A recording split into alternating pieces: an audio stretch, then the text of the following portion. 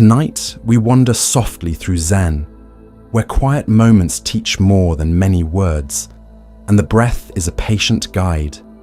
Each short story is a pillow for the mind, a small lantern to warm the path into sleep. There are no puzzles to solve and nowhere to get to.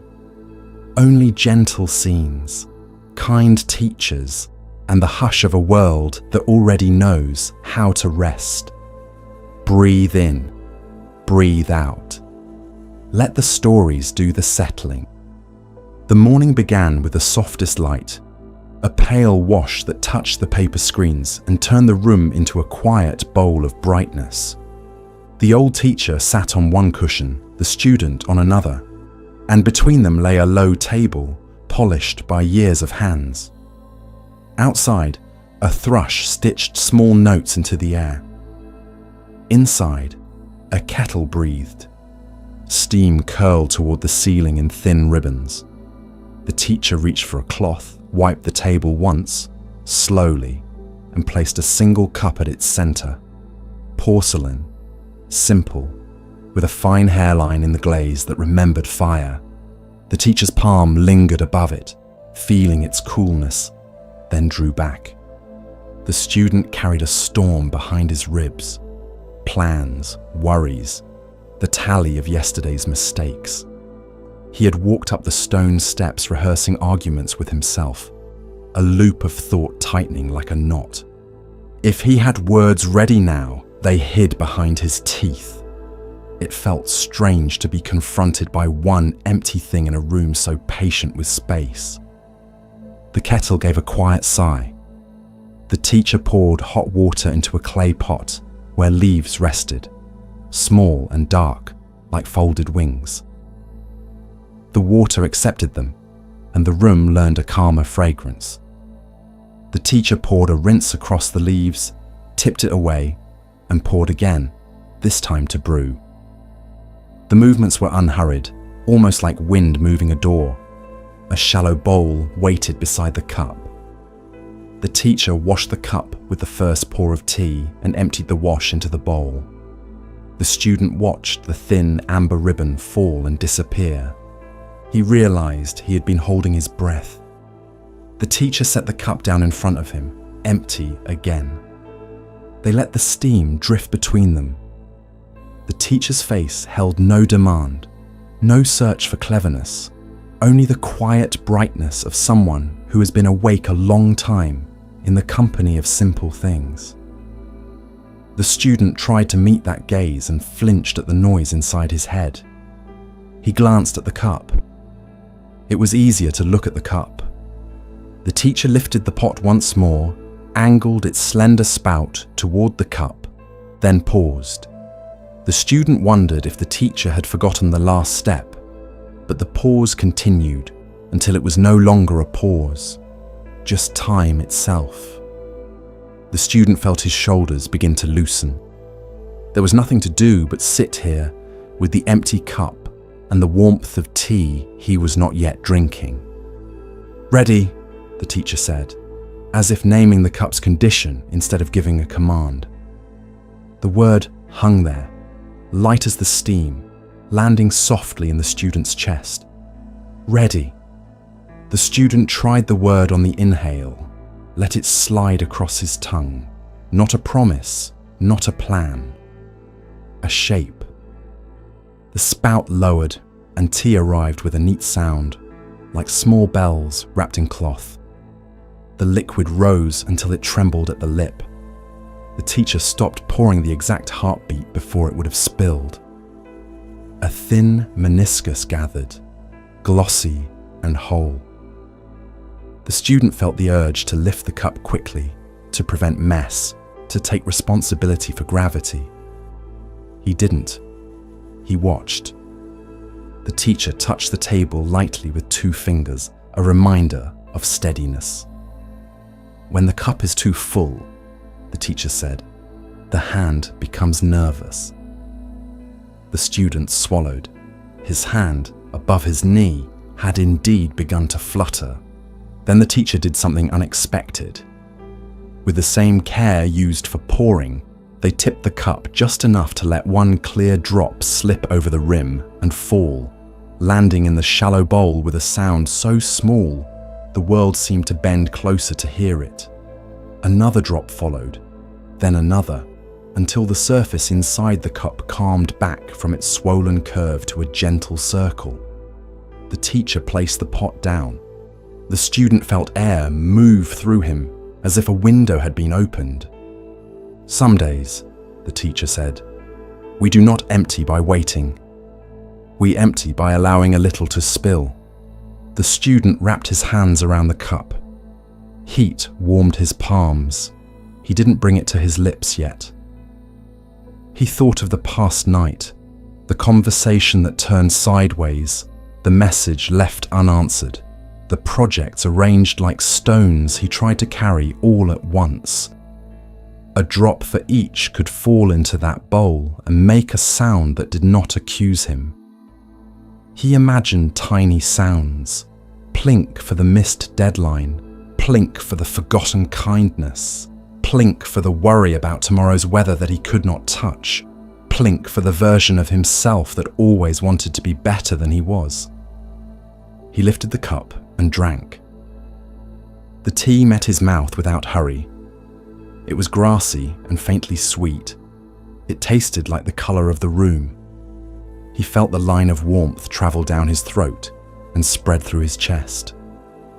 He placed the cup back, and the teacher refilled it. Not quite to the rim this time. A quiet generosity.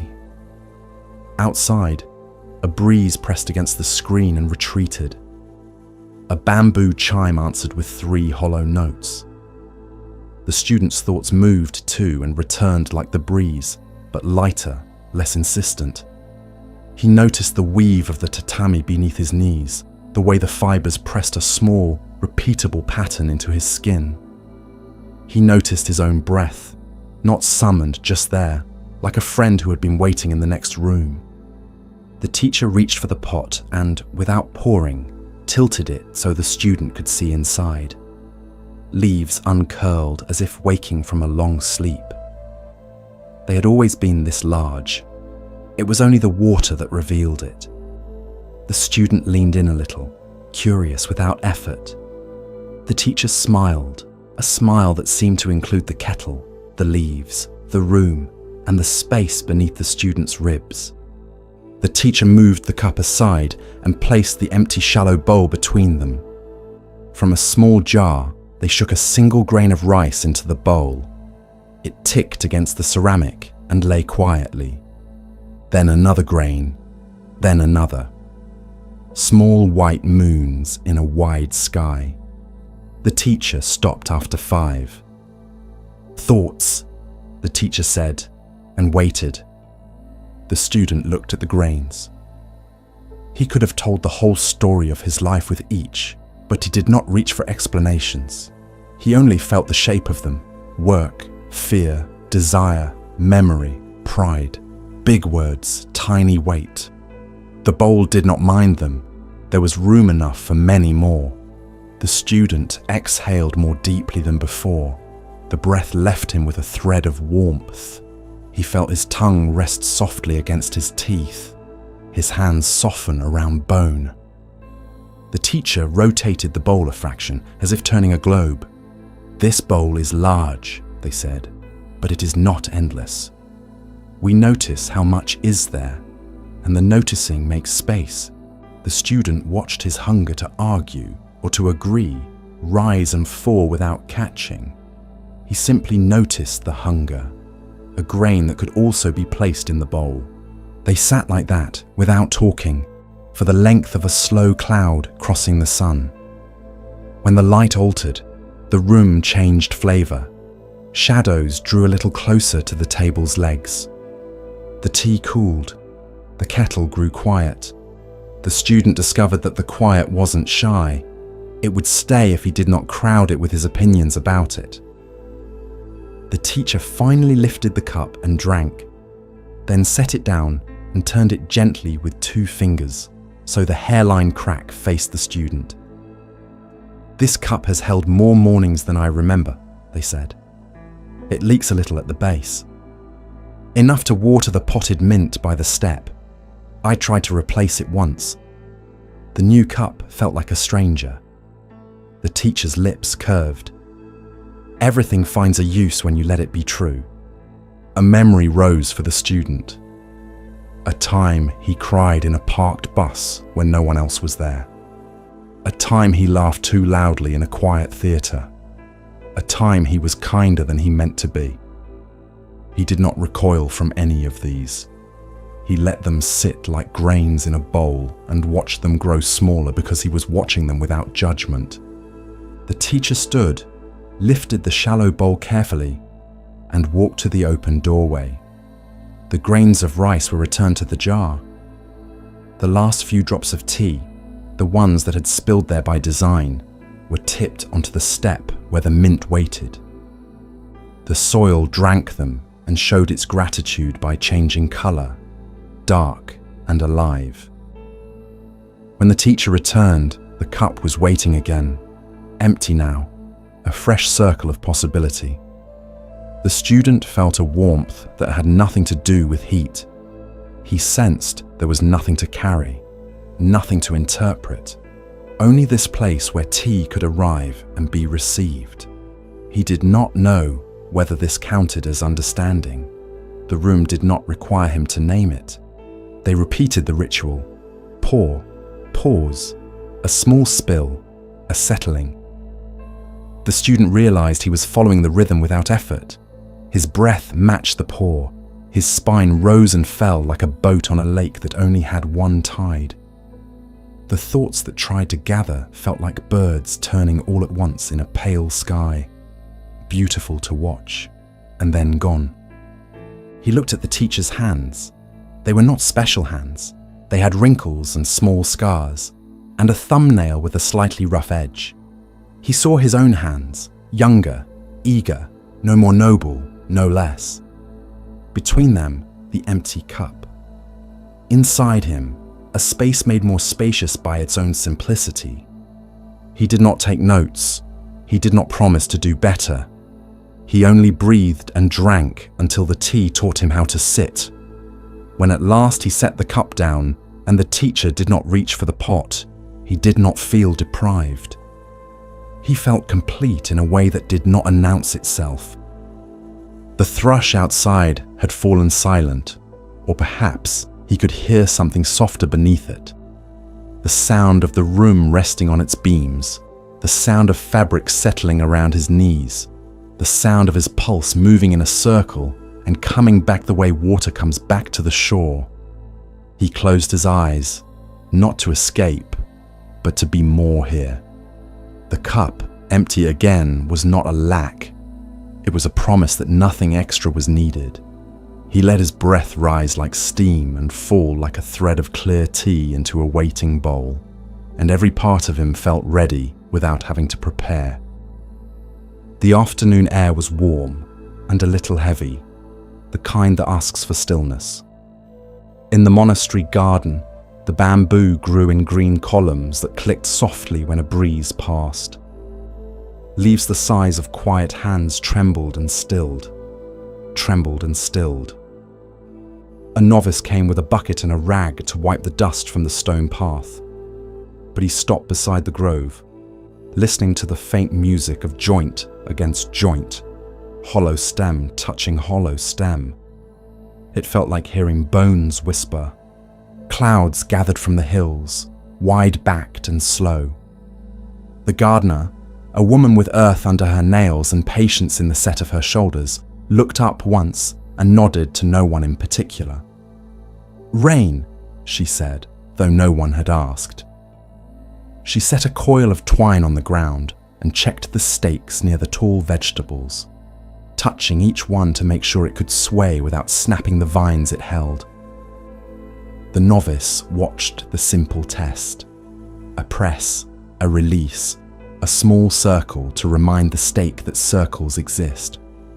Wind came before the first drop, the way a story clears its throat. It moved through the pines and made one long note, then entered the bamboo and broke into many small ones. The novice felt the shift inside his own chest. Thoughts he had knotted during morning study began to loosen, as if the wind could find its way into that tangle too. He placed the rag in the bucket and stood beneath the arching culms. When he raised his hand, the bamboo moved toward it, then away, like greeting an old friend and stepping back to see the whole face. The first rain was cautious. A few dark marks on the path, a single drop on the back of his hand that cooled his skin, and then was gone. The gardener collected tools that did not like to be wet and set them under the eaves. "You can stay," she told the novice, as if the garden had asked for him. He did not answer. He closed his eyes long enough to notice he had closed them, then opened them again and watched. The wind grew heavier and showed its shoulders. Leaves turned their pale undersides to meet it. Tall trees at the garden's edge resisted, stiffened, and complained with a sound that lived somewhere between a groan and a sigh. The bamboo bowed in unison, a green congregation, and rose together just as easily. The novice felt his own spine respond to the image. It wanted to lengthen and soften, to curve without collapsing, to say yes without losing itself. He let his chin float slightly back so his neck could feel like a reed. He unclenched his tongue. He noticed the place where the breath enters, cool, and the place where it leaves, warm. The wind entered, the wind left. The grove showed him how. Rain came as if a curtain had been pulled. It drummed on leaves and stones and the wooden rail of the bridge that crossed the koi pond. The fish came to the surface and seemed to approve, opening and closing their patient mouths, tasting what the sky sent. The path disappeared under a thin film of water that showed the sky back to itself in patches, shattered by each drop. The novice saw his reflection tremble and vanish and return. He felt less inclined to hold his face together. A sudden push of air made the pines protest again. One brittle branch, already tired from the summer, cracked and fell. It landed beside the bamboo, heavy and certain of its displacement. The bamboo bent away and then forward, as if bowing to the fallen limb and to the lesson it offered. The gardener walked towards it with her steady stride, lifted the branch at one end, and dragged it aside. She did not scold the wind or the tree. She did not praise the bamboo. She only made room.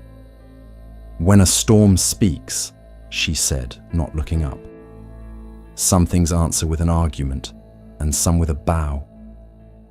The novice wanted to be the second kind.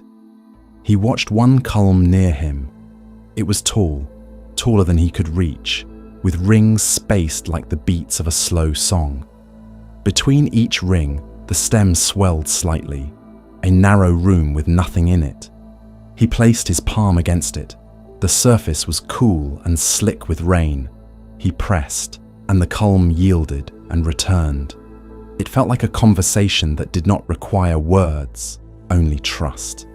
He pictured his own mind as a room like this, hollow, useful, able to carry wind without having to keep it. The storm grew.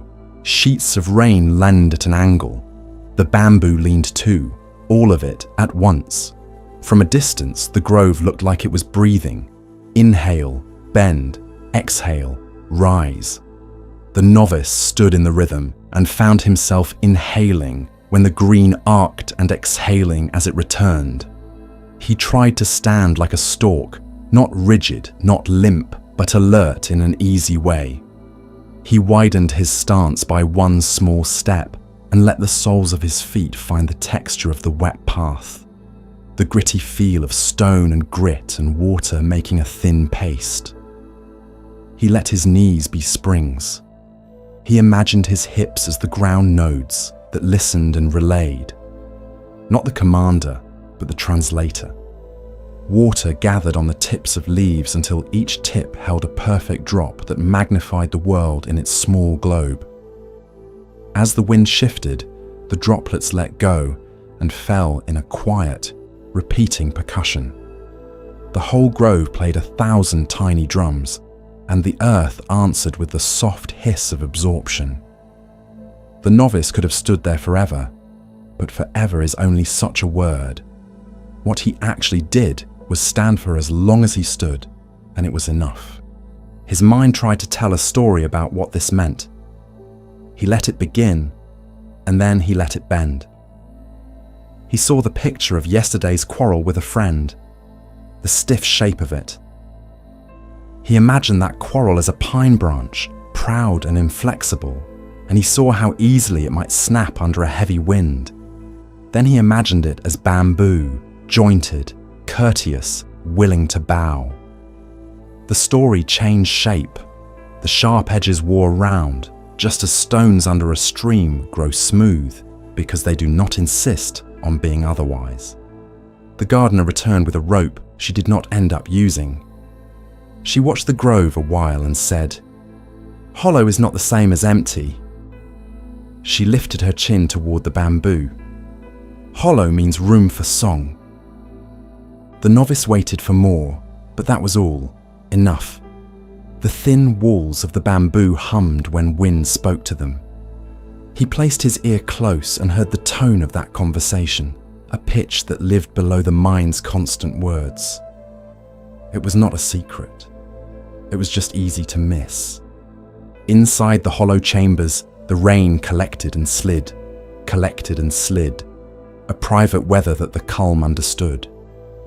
The novice thought of his breath doing the same within him, collecting in the lungs, lifting, releasing, not because he ordered it, but because that is the nature of breath. He stepped back so the grove could be the grove without him, the way a friend stays a friend whether or not you are looking. The pines beyond the garden continued to complain, and more branches came down, not many, but enough to mark the storm's passage. A low clap of thunder arrived late, like a distant drum at the edge of a parade. The air smelled different now, cooled stone, bruised leaf, the clean, dull scent of wet earth. The novice smelled also the inside of his own mouth, not unpleasant, a small reminder that he was an animal among leaves, that his body held weather too. He sat on the step under the eaves, legs tucked, back easy, hands folded like the leaves fold along their seam when the air dries. The rain reached him in fine spray, and then not at all. He watched the edges of things blur and return, blur and return. He watched a spider shelter under the curve of a broad leaf, and tapped the web lightly to read what the storm had changed. He watched a small toad take advantage of the moment to cross the path, sure-footed in its soft, precise way. Somewhere a door closed. Somewhere else, a laugh rang and then thinned as it met the rain. The bell in the hall did not ring. The storm had taken the role of bell and rung the afternoon over and over until the hour had surrendered its numbers. "Strength is not hard," the gardener said after a long time, joining him on the step. Water dripped from the line of her hat. "It is faithful." She lifted her hand as if measuring something inaudible. Faithful to form. Bamboo remembers how to be bamboo when the wind arrives. She set her wet hat aside and rested her palm on her own stomach. We remember how to breathe. He followed her cue, palm to belly, slight pressure that met the rise on inhale and the fall on exhale. The breath felt rounder this way, as if it had found the corridors within him that had been there all along. He noticed the small urge to control it, the urge to make the breath deep or good.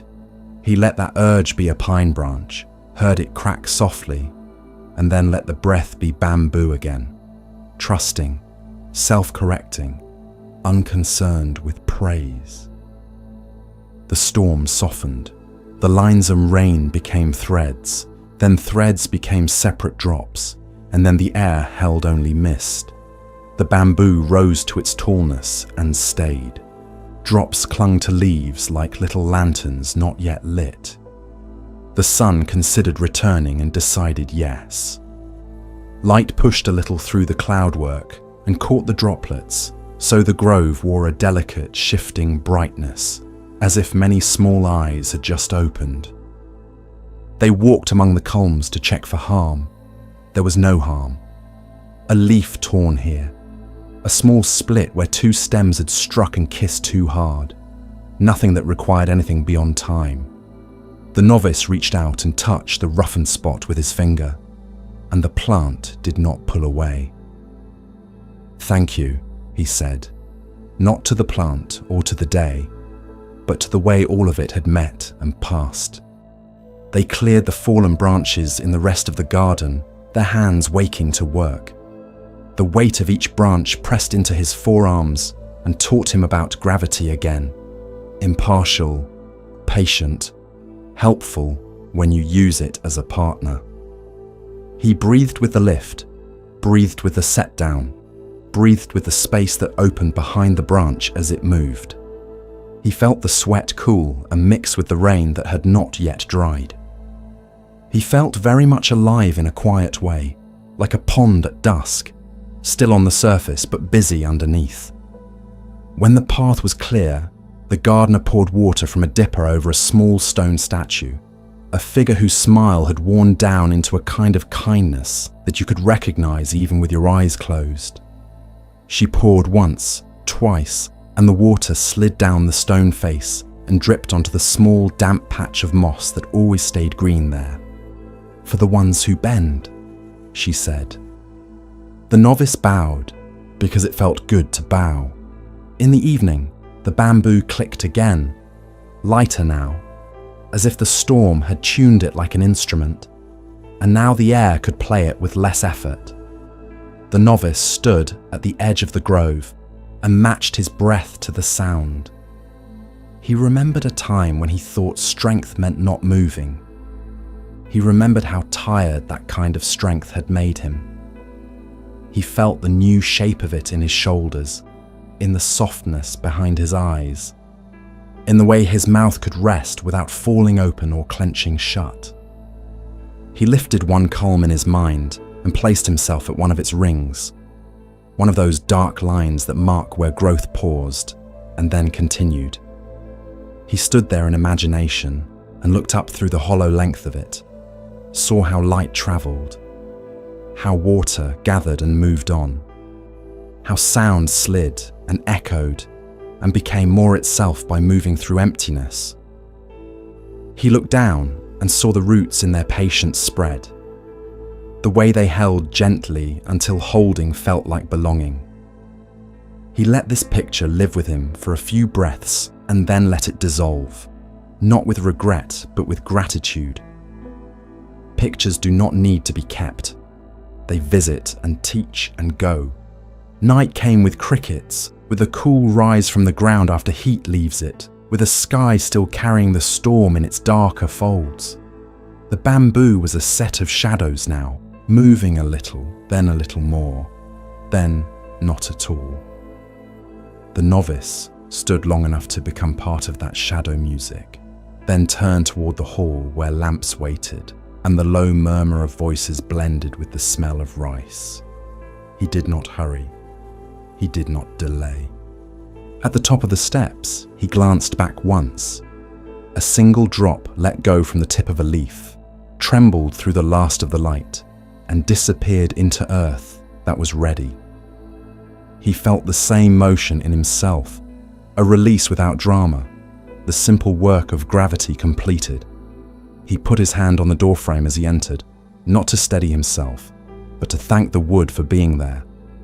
The room held him. The day folded itself closed. Outside, the grove kept breathing in its slow, leaf-sure way. Inside, so did he. Night laid a silver skin over the monastery garden. The pond held that skin delicately, shivering when a leaf fell, or when a water strider wrote a brief line across its surface. The novice stood on the flat stones at the edge and watched the moon float in the dark water. It looked close enough to touch. He lifted a bamboo ladle and dipped, slow and careful. The water broke. The moon shattered into 100 bright pieces and ran through the ladle's holes as if laughing quietly.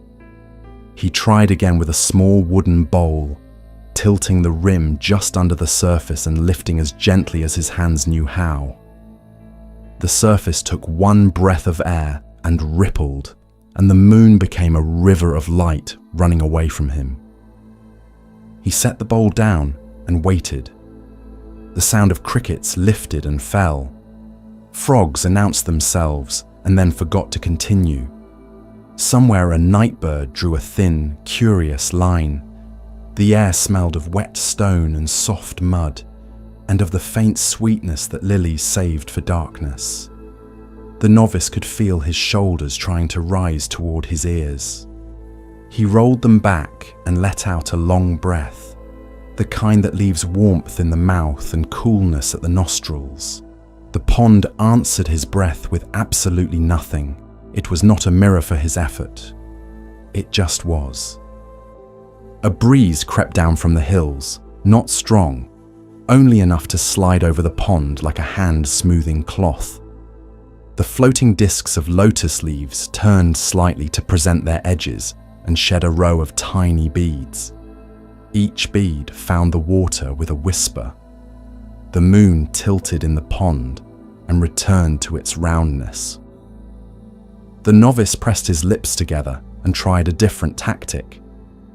If he could still the water perfectly, perhaps the moon would sit in his bowl like an obedient coin. He crouched lower. He held the bowl under the water until it filled completely, then lifted with all the patience he could gather. No sudden motion, no sharpness. His wrists ached with the slowness. He imagined a stack of stones on his back to remind his body to stay quiet. The bowl rose, and finally cleared the surface. Within it, the liquid trembled, and the moon wavered like a breath on a candle. One twitch of his fingers sent a soft wave across the bowl. The reflected moon slid, broke, and vanished against the bowl's dark rim. He exhaled through his nose, felt the familiar quick sting of wanting to succeed. A moth saw the pond and chose the lantern instead, touched its light and veered away, dusting the night with invisible powder. The novice dipped the bowl again and then again, each attempt a tiny lesson in disappointment, and each failure so gentle it could almost be called kind. The pond did not judge. The moon did not turn its face. The water only kept the soft arithmetic of ripples, one, then one more, then the way waves meet and smooth each other and forget their names. Above the fringing reeds, the moon stepped slowly along the sky's dark road. The novice's knees began to complain. He sat on his heels, then shifted to sit on the flat stone itself. The stone kept the day's heat and offered it back carefully. He set the bowl beside him and lowered his hands to his thighs, palms open, fingers quiet. He watched how the smallest gust from his nose disturbed the water. He counted in the simplest way. Lift, fall, just this breath, then this one. Each breath an apology to the pond for the last disturbance and a promise not to make the next. The longer he stayed, the more things entered the scene without changing it. A carp rose to sip at a floating seed. Its mouth made a round O of surprise at the surface and left rings that moved outward until they touched the stones and dissolved. A spider finished a single line between two reeds and rested 1 foot upon it like a musician placing a bow. A far-off gate shut with a wooden thud muffled by distance and leaves. The novice felt the whole garden leaning into the hour, not sleeping exactly, but agreeing to be night. He picked up the bowl once more. His hands had learned by now how to move like the wind moves when it tries not to wake a leaf. He slid the bowl into the pond let it fill without a sound, then lifted higher, higher. The surface in the bowl became a second pond, and for a heartbeat, the small round of water accepted the moon fully, perfectly. A quiver ran through his forearm, not strain, only the body reminding him it was a body, and the image trembled and ran to the edge and melted. He felt a smile cross his face and stay there for no reason. Even when he failed, the bowl had known the moon for a breath. That was something. The abbess had told him once that mistakes were not separate from the path. They were the path widening. He set the bowl down and tried to widen too. He scooted back so that his breath would not press on the pond. He leaned against a low post, closed his eyes just long enough to notice he'd closed them and opened them again, brighter for the tiny rest. Clouds climbed the rim of the hills and drifted over the moon. The garden dimmed, not into darkness, but into a more careful grey. The pond's surface took on the colour of slate. The moon softened to a smudge, and then to an idea. The novice's shoulders released further. With the moon gone, there was nothing to catch. He stretched his legs and listened to rain somewhere far away. The sound came not as drops, but as a soft sheet, a hush travelling over fields the monastery would never see. The hush passed, the sky cleared, the moon returned, not bothered by its brief absence. Footsteps came from the path, light and certain. The abbess approached, carrying a small wooden bucket and a dipper.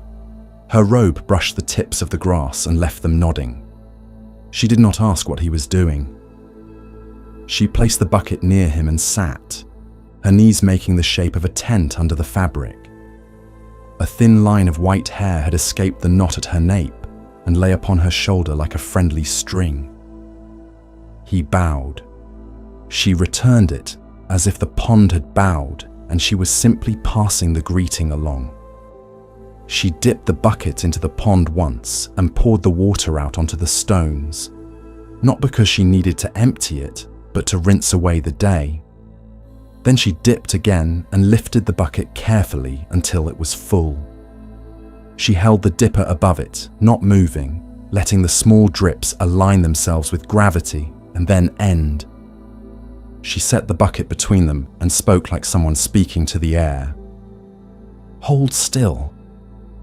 Her voice did not aim at him, yet it entered him easily, the way dew settles on sleeves without asking. He watched the water in the bucket. It trembled after the last drip and then began its slow return to flatness. The trembling grew smaller, smaller, until the bucket became a plain disk of night.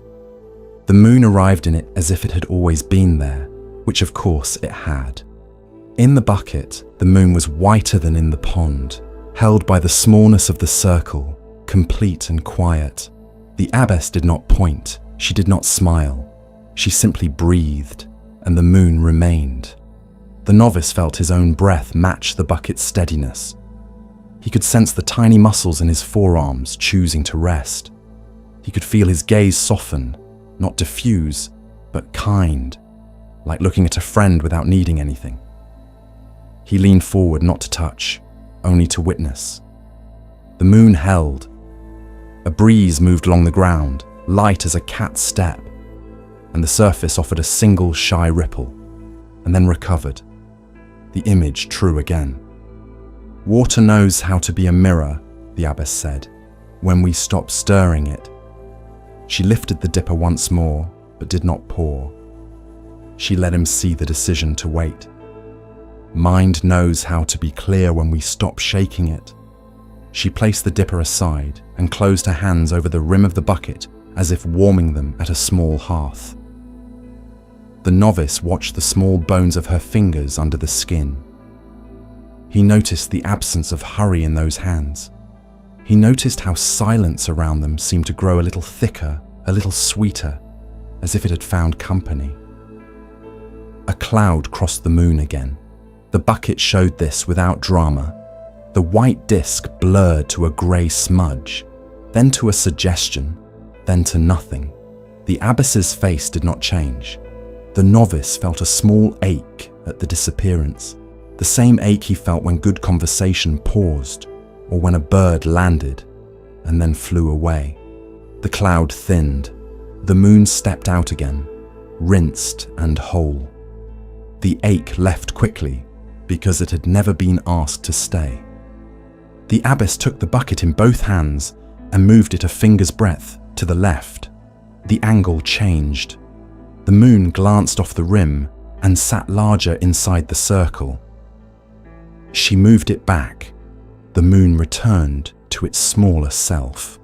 "We think we must go to the moon," she said. "It comes when there is room." Her breath showed as a slight fog in the cooling air. Most things do. The novice let his eyes travel from the bucket to the pond and back. He saw how the bigger water carried more stories: fish, reeds, insects, drops from the night sky, while the bucket offered a simple answer. Both were true. He felt a tenderness for the pond's business and for the bucket's quiet. He recognized the same in himself: the wide pond full of thoughts, the small bucket of attention where something bright could sit without being chased. They stayed a long time. The moon made its slow arc. The frogs returned to their measured music, a metronome for darkness. A chill stitched itself along the novice's sleeves. He pulled them down over his wrists. The abbess, without looking, nudged a folded cloth toward him from within her robe. It was dry and smelled faintly of cedar. He placed it across his knees, and the cool receded by a notch. He remembered, without trying to, the mornings when he rose too quickly, the way he sloshed his own day before he'd even taken a step. How the mind, once stirred, took hours to settle.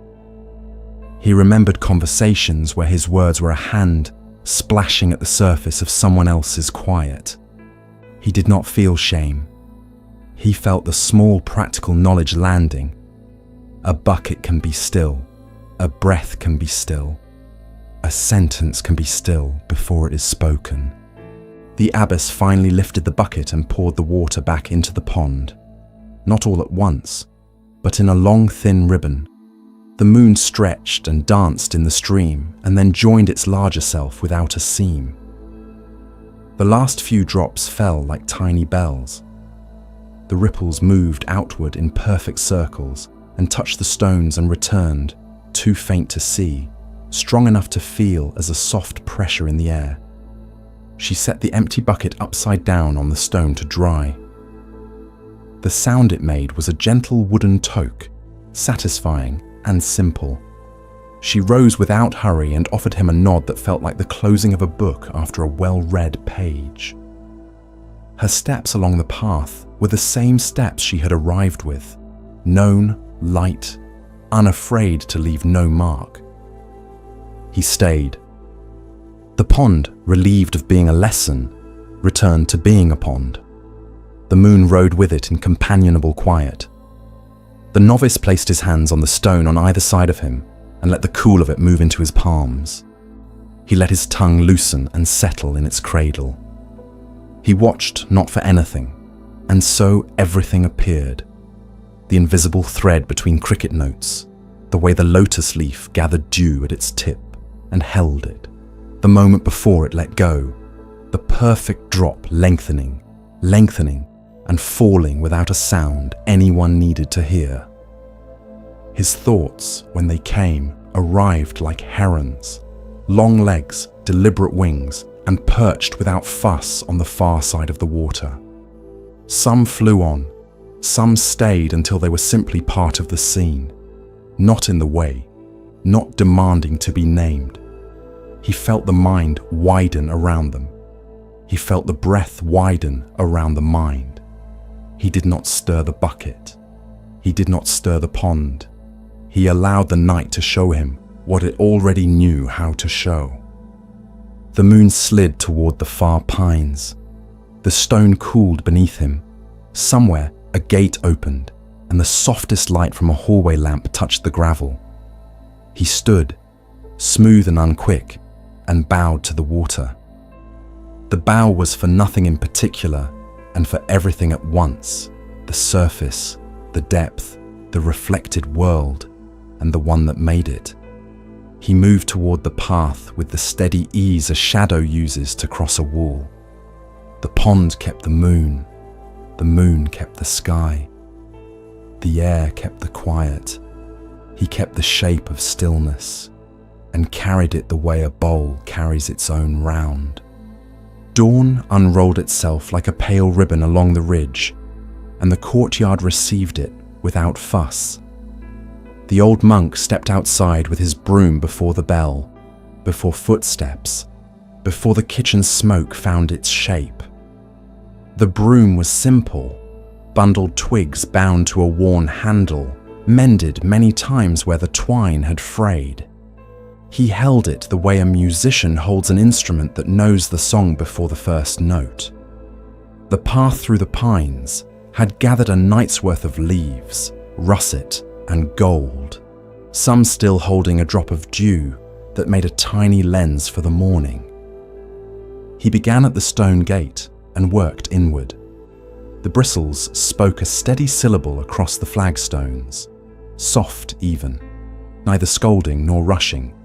He drew the broom toward him with the exhale, let it hover an inch from the ground during the inhale, then set it down again as breath left. Stroke, rise, rest. He did not measure the path in distance. He measured it in breaths. Small things announced themselves. A beetle reconsidered its direction and climbed a leaf that the broom had nudged aside.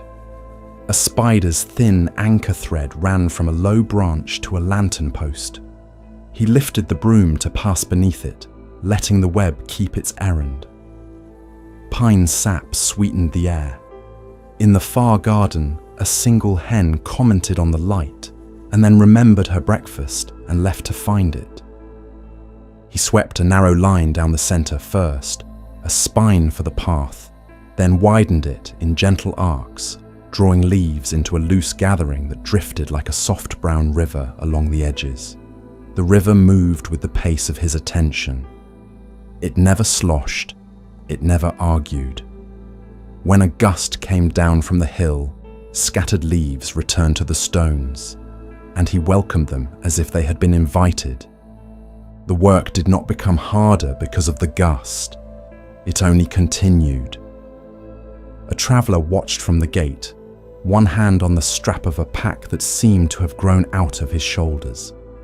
He had arrived in the blue before dawn and found the gate open, but the courtyard still in the quiet shape of night. He stood now beneath the lintel, unsure whether to call out.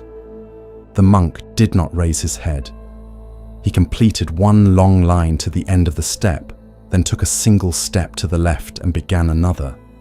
The traveller finally spoke, voice careful in the early hour.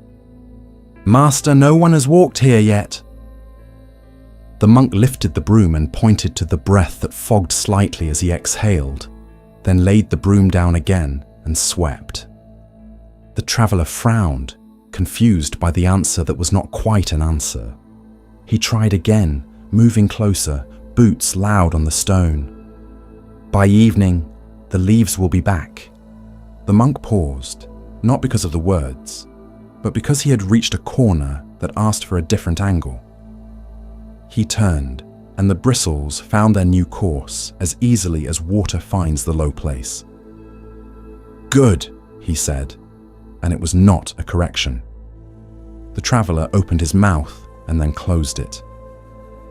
He watched the leaves gather along the border in a tidy drift and noticed that his chest was tight in a way the morning had not earned.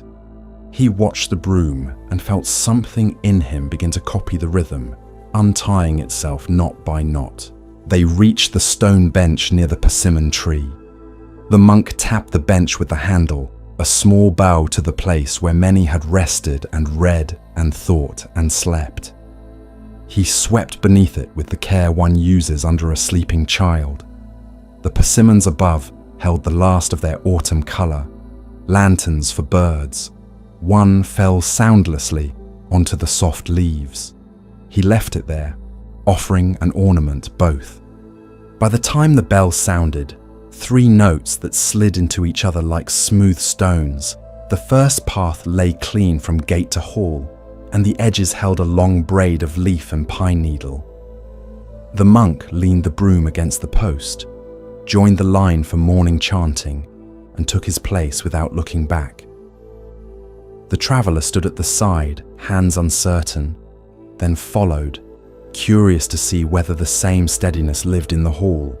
After the chants, the monk returned to the broom. The traveller approached again, this time with a gentler step. "If I help," he said, "it will finish sooner." The monk handed him the broom without a ceremony, as if giving someone a cup. He brought a second broom from behind the door, this one older, bristles shorter, handle smoothed by another hand long gone. They began at opposite ends of the courtyard. The traveller's strokes were vigorous at first, intent on accomplishment. The bristles scolded the stone, made little piles that turned to little explosions when the breeze touched them. The monk's broom moved as before, as if writing the same quiet letter over and over, and the letter spelled out a path that did not need to be read to be understood. He watched the traveller from the corner of his eye, and without a word, widened his own arc so their paths met in a gentle seam. They stood shoulder to shoulder when the seam closed. The monk's exhale slid into the traveller's inhale, and the traveller felt his arms find the steadier rhythm without deciding to. The work grew lighter, not because the leaves were less, but because the effort stopped trying to get ahead of itself. A child from the village wandered in, holding a wooden boat with a green leaf for a sail. She moved with the careful joy of someone trusted to carry something fragile. She watched the 2 sweepers for a while, then set her boat near the leaf drift and pushed gently, letting it sail along the border river. The boat slid gracefully, bumped another leaf, turned, and continued. The child clapped once, softly, a small thunder for a small voyage. The monk nodded and angled the leaves so the river would have a current toward the gate. At the gate, a wide basket waited. The monk had woven it years ago from willow cut near the stream. Its handles had been wrapped and unwrapped and wrapped again. They gathered the leaf braid into the basket, handful by handful, the way one gathers a story that keeps telling itself. The basket received everything without discrimination: crisp maple fans, pine's thin letters, fat plane leaves the size of open palms, a single blue feather, a candy wrapper that had found its way into the monastery on the shoe of a friend. The monk set the wrapper aside for the ash bin. Everything else would become soil. They carried the basket to the compost heap beyond the garden. It steamed lightly in the cool air, a warm animal that ate time and returned it as nourishment. The monk turned the heap with a fork, folded the new leaves in, and the smell rose, rich and promising. The traveller inhaled and felt something in his chest grow wider, just from that scent. Wet earth, old summer, morning's promise, all layered into the same mouthful of air. Work continued through the day, because the day continued. After the courtyard, they swept the narrow path to the bell tower, the wooden steps of the library, the little bridge that crossed the dry stream. A monk from the kitchen sprinkled rice bran on the slickest stones so the bristles would have more to grip. The wind came and went, and leaves chose their moments to let go. Spiraling down in a language that had no words yet was easy to read. At noon, they rested on the low wall beneath the ginkgo. The monk poured barley tea from a small flask into 2 cups that had travelled with the broom in the same basket. The traveller blew across his cup and watched the surface quiver, thinking of the pond at night, and of the way a crook of air could turn a mirror back into water. He drank and felt the plainness of the taste cheer him. The old monk drank and rested his hands palm down on the wall, as if listening through his fingers. The traveller looked at the remaining leaves and at the ones still in the trees. "It will never be finished," he said, but this time the words did not carry complaint. They carried curiosity, maybe even relief. The monk set his cup down and wiped a crumb from the wall with the tip of his finger. "Correct," he said. He lifted the broom and stood. "This is why the broom is kind." They returned to the path. The traveller tried matching the sweep to the exhale again, and it fit. He noticed that in the moment of lifting the broom, the inhalation arrived on its own, a small gift that he had never needed to engineer. He noticed that when his attention wandered to the thought of finishing, his hands tightened and the bristles caught on the stone. And when he returned to this stone and this stroke, the stiffness left and the sound softened. He began to recognize the difference between forcing and allowing as surely as one recognizes the difference between shouting and speaking. A cat appeared, a grey prince with one ear nicked and a kind of gentle command in his tail. He stepped into a fresh pile of leaves and disappeared up to his whiskers, then exploded through them with satisfaction, scattering what had just been gathered. The traveller made a small sound in his throat and aimed the broom that way, but the old monk laughed, a laugh with no edges, and stood where he was. The cat sat and opened his paws like small velvet maples, shook them delicately, and then left with a dignity that improved the afternoon. The monk pointed with his chin toward the leaves that had flown. They enjoyed that, he said, meaning both cat and leaves. They swept them again. It took less time the second time because the mind no longer told the story of repetition as punishment. A cloud slid across the sun and the light softened. The bell for evening work sounded from the hall. A small procession of novices carried buckets to water the winter greens. The path they made was the path just swept. Their feet left a damp imprint that darkened the stone and then faded, a reminder that every path only exists because something moved along it. In the late light, the monk took a rake and drew soft furrows in the sand around the courtyard stones. The traveller watched the prongs comb their way into patterns that curved and crossed and made small eddies around the steady rocks. A light wind erased a section near the corner. The monk smoothed it and drew the lines again. Same hand, same pressure, different curve. The lines did not insist on being remembered. They were complete each time they were made. When the lamps were lit, he swept the wooden steps to the hall one last time. The bristles sang their quiet syllable, and the wood answered with a deeper tone, the way a drumhead hums to a fingertip. He paused halfway and stood listening. The traveller heard it too, a soft accord between broom and stair, a note hidden in plain work. The note belonged to the evening as surely as the lamp belonged to the moth. The day gathered itself. A few more leaves arrived, taking the long route from branch to earth, touching the air with a slow turn. The monk did not reach for them. He had already put the broom away, bristles up so they would dry into their next morning's shape. He ran his thumb down the handle, where another hand's polish had made the wood shine like a river stone. He hung the broom on its peg and set a small stone in the crook of the wall to hold the handle from swinging in the night wind. In the doorway, he paused. A single leaf rested in the middle of the step, yellow as a candle flame. It would have taken no effort to collect it. He looked at it as if greeting a guest, and then left it as it was. He turned down the hall, and his footsteps found the rhythm of the sweeping all over again without bristles, without leaves. Breath, body, the ordinary length of a stride. Behind him, the courtyard lay with its clean lines and its purposeful edges, ready to be disturbed by wind, by feet, by time. The compost steamed in the dark like a sleeping animal content with its work.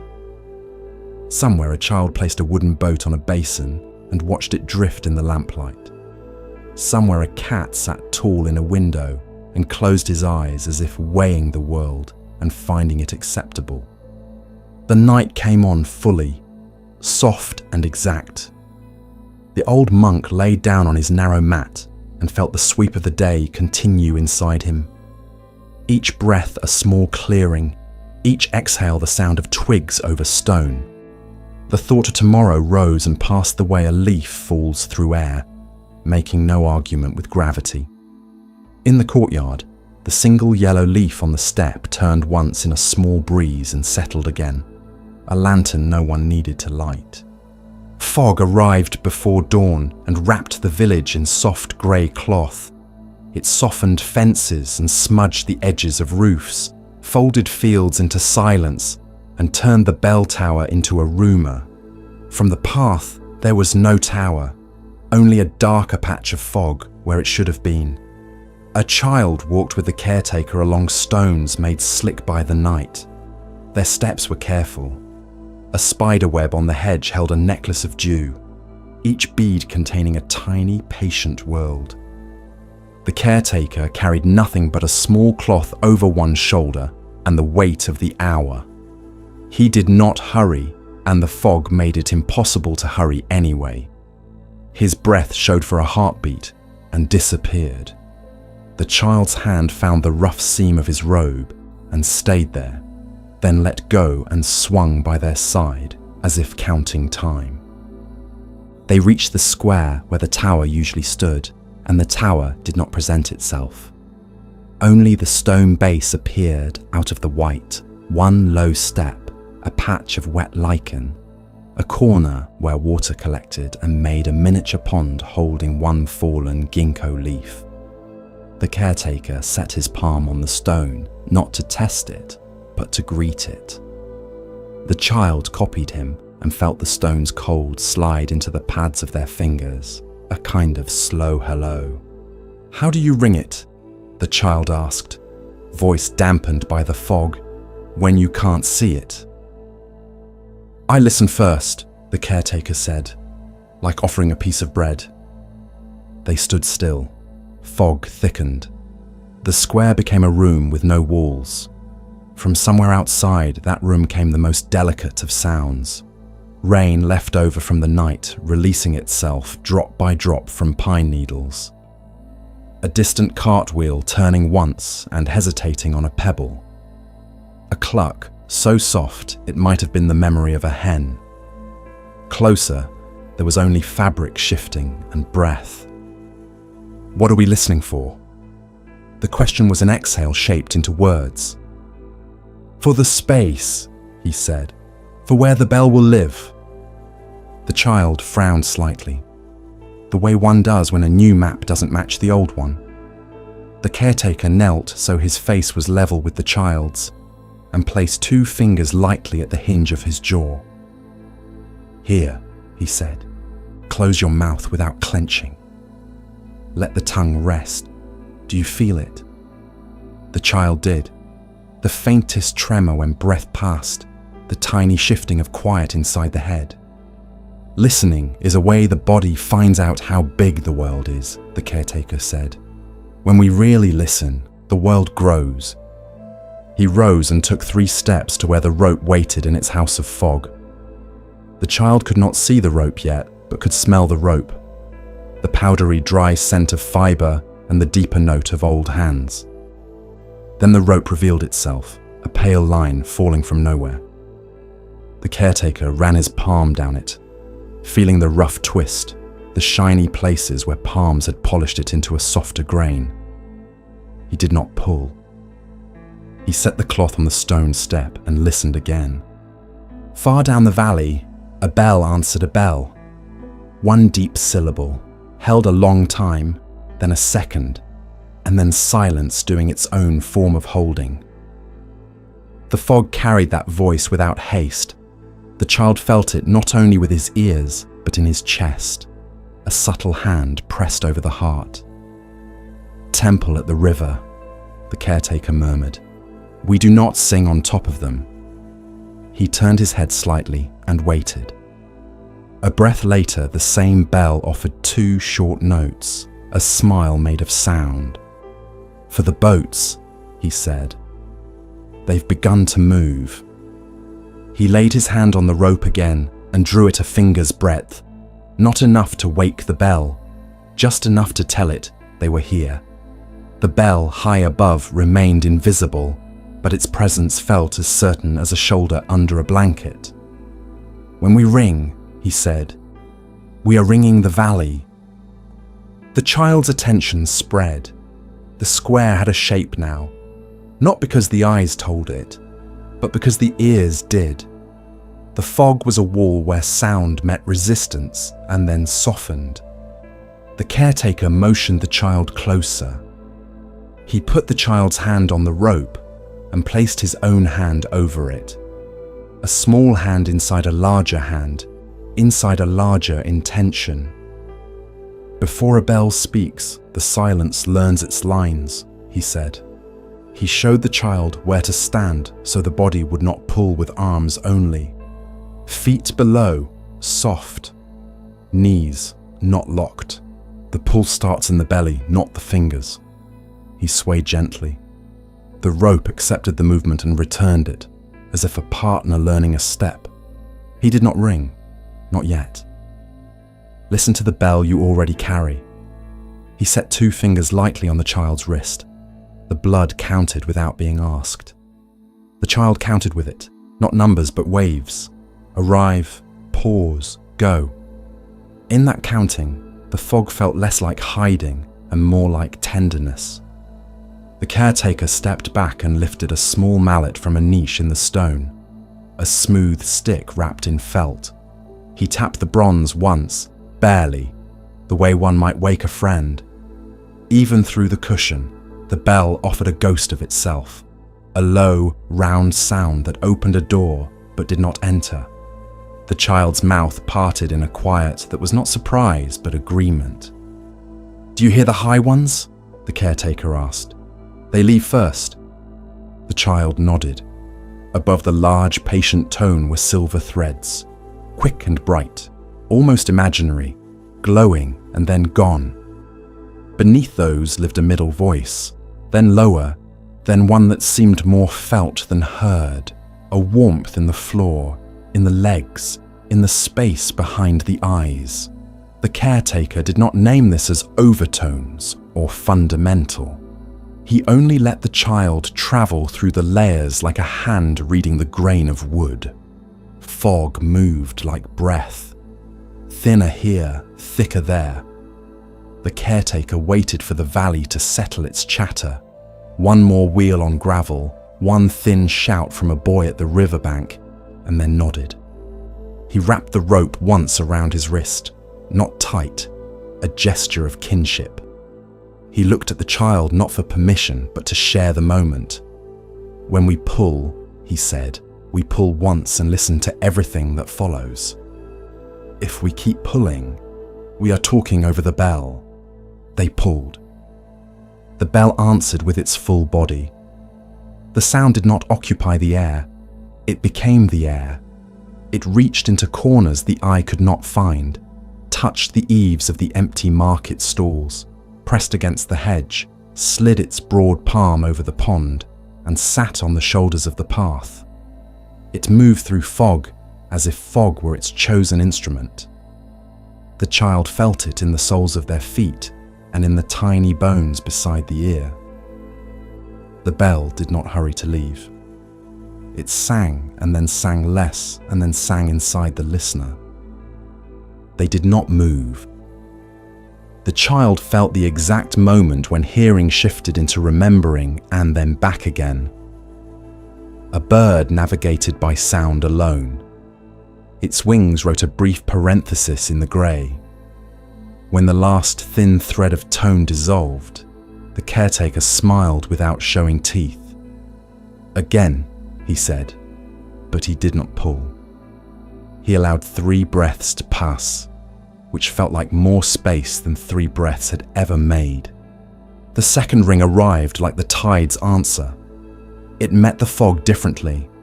Somewhere in the valley, a door had opened and changed the room. The child noticed the change. He noticed that the bell, though the same bell, was not the same. "The world rings too," the caretaker said, as if reading the thought. "We only begin it."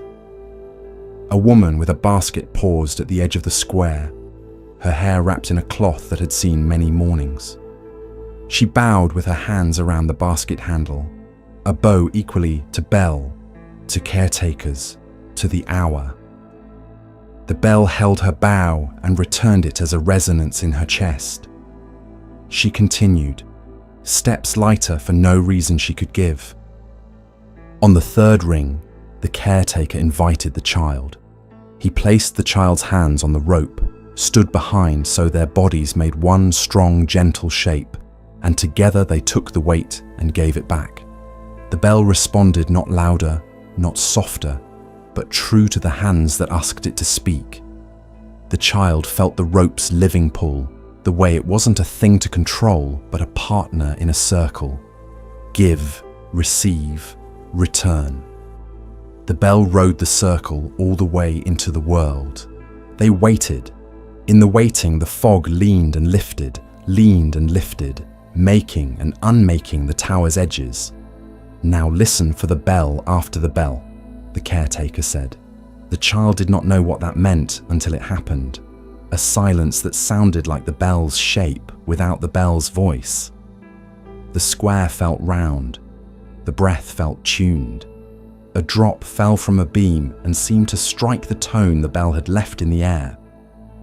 Even the absence of footsteps had a pitch. They rang no pattern beyond what the valley asked. One long, two short, when a boat horn moaned through the grey.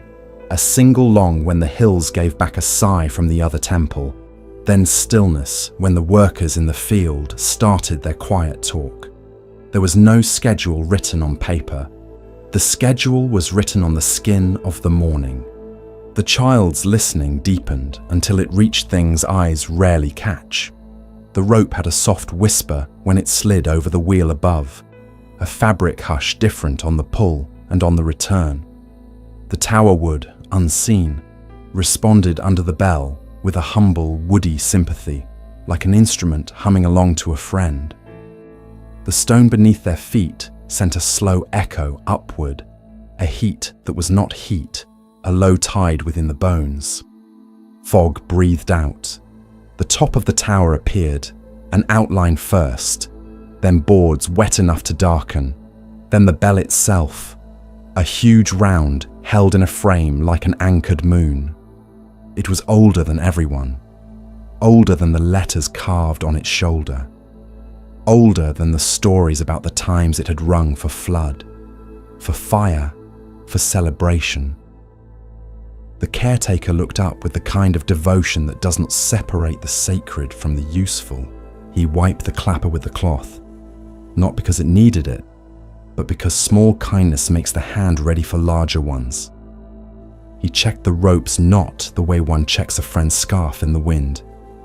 He placed the cloth back on the step and whispered something the child could not hear and did not need to hear. The child felt the whisper anyway, a low intention that filled the space between sound and sound. He guided the child's hand to the side beam and tapped with a knuckle. Hollow there, solid there, the difference echoing like a soft drum. "Walls," he said, "are teachers too." He tapped the bricks at ankle height. The darker bricks sounded more tired, and he nodded, storing the information for a repair the coming week. Listening was his map. They did not ring again. The hour had been called. The fog began to erase itself from top to bottom, and the village, surprised to be visible, stretched into its shapes. A woman shook a rug on a line, and the bell's tone lived a moment in the heavy fabric before letting go. In the courtyard, a bucket received water and made a sound almost like a bell if the ear wanted to hear it. The child heard it. The caretaker raised an eyebrow in approval that felt like sunlight. He led the child around the base of the tower, showing how rain had marked the stones with clean veins, how moss had claimed the places the sun forgot. He showed the wear pattern, where many feet turned the corner, a crescent moon pressed into the step by years of bodies going the same way at different speeds.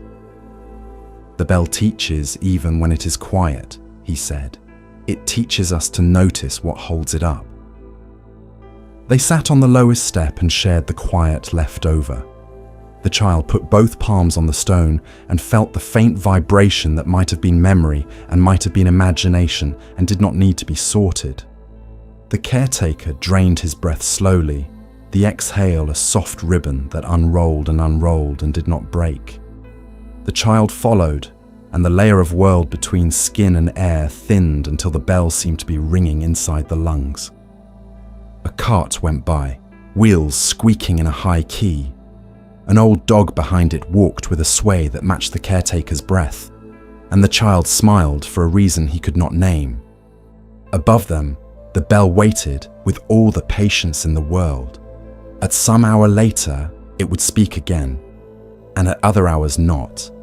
The child understood, in a way deeper than thinking, that the speaking and the not speaking were the same lesson. The caretaker stood, and the child stood with him.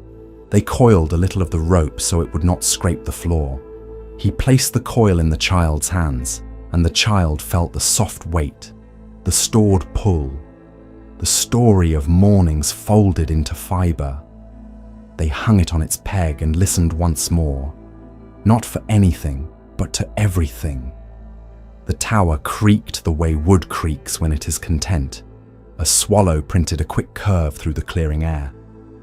Far across the valley, the river temple sent one last note that arrived as if it had been travelling for years.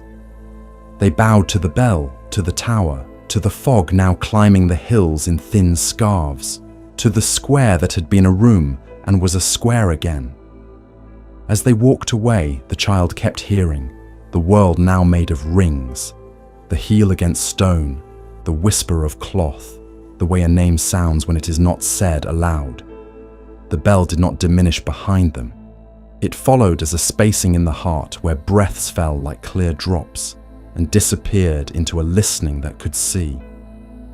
The road unfurled in pale dust, bordered by low grasses that held the last of the morning dew like quiet stars. A pilgrim walked with a pack at his back and a thought pressing hard behind his eyes. He had set out before sunrise, with a plan the length of the day, with miles measured, prayers folded into his pocket like notes, and a promise he barely remembered making to himself long ago. To keep moving. After the first hill, something began to tug at his step. A small discomfort, almost friendly at first. He adjusted the strap, shifted the pack, changed the angle of his shoulders as if the problem might live there. The tug remained. A pebble, he decided, but the path was smooth and he had not felt it arrive. He tried ignoring it. He counted 10 breaths and then 10 more. His foot made a new shape to avoid the hurt, and then his knee inherited the shape, and then his hip. The sun lifted a little and warmed the back of his neck.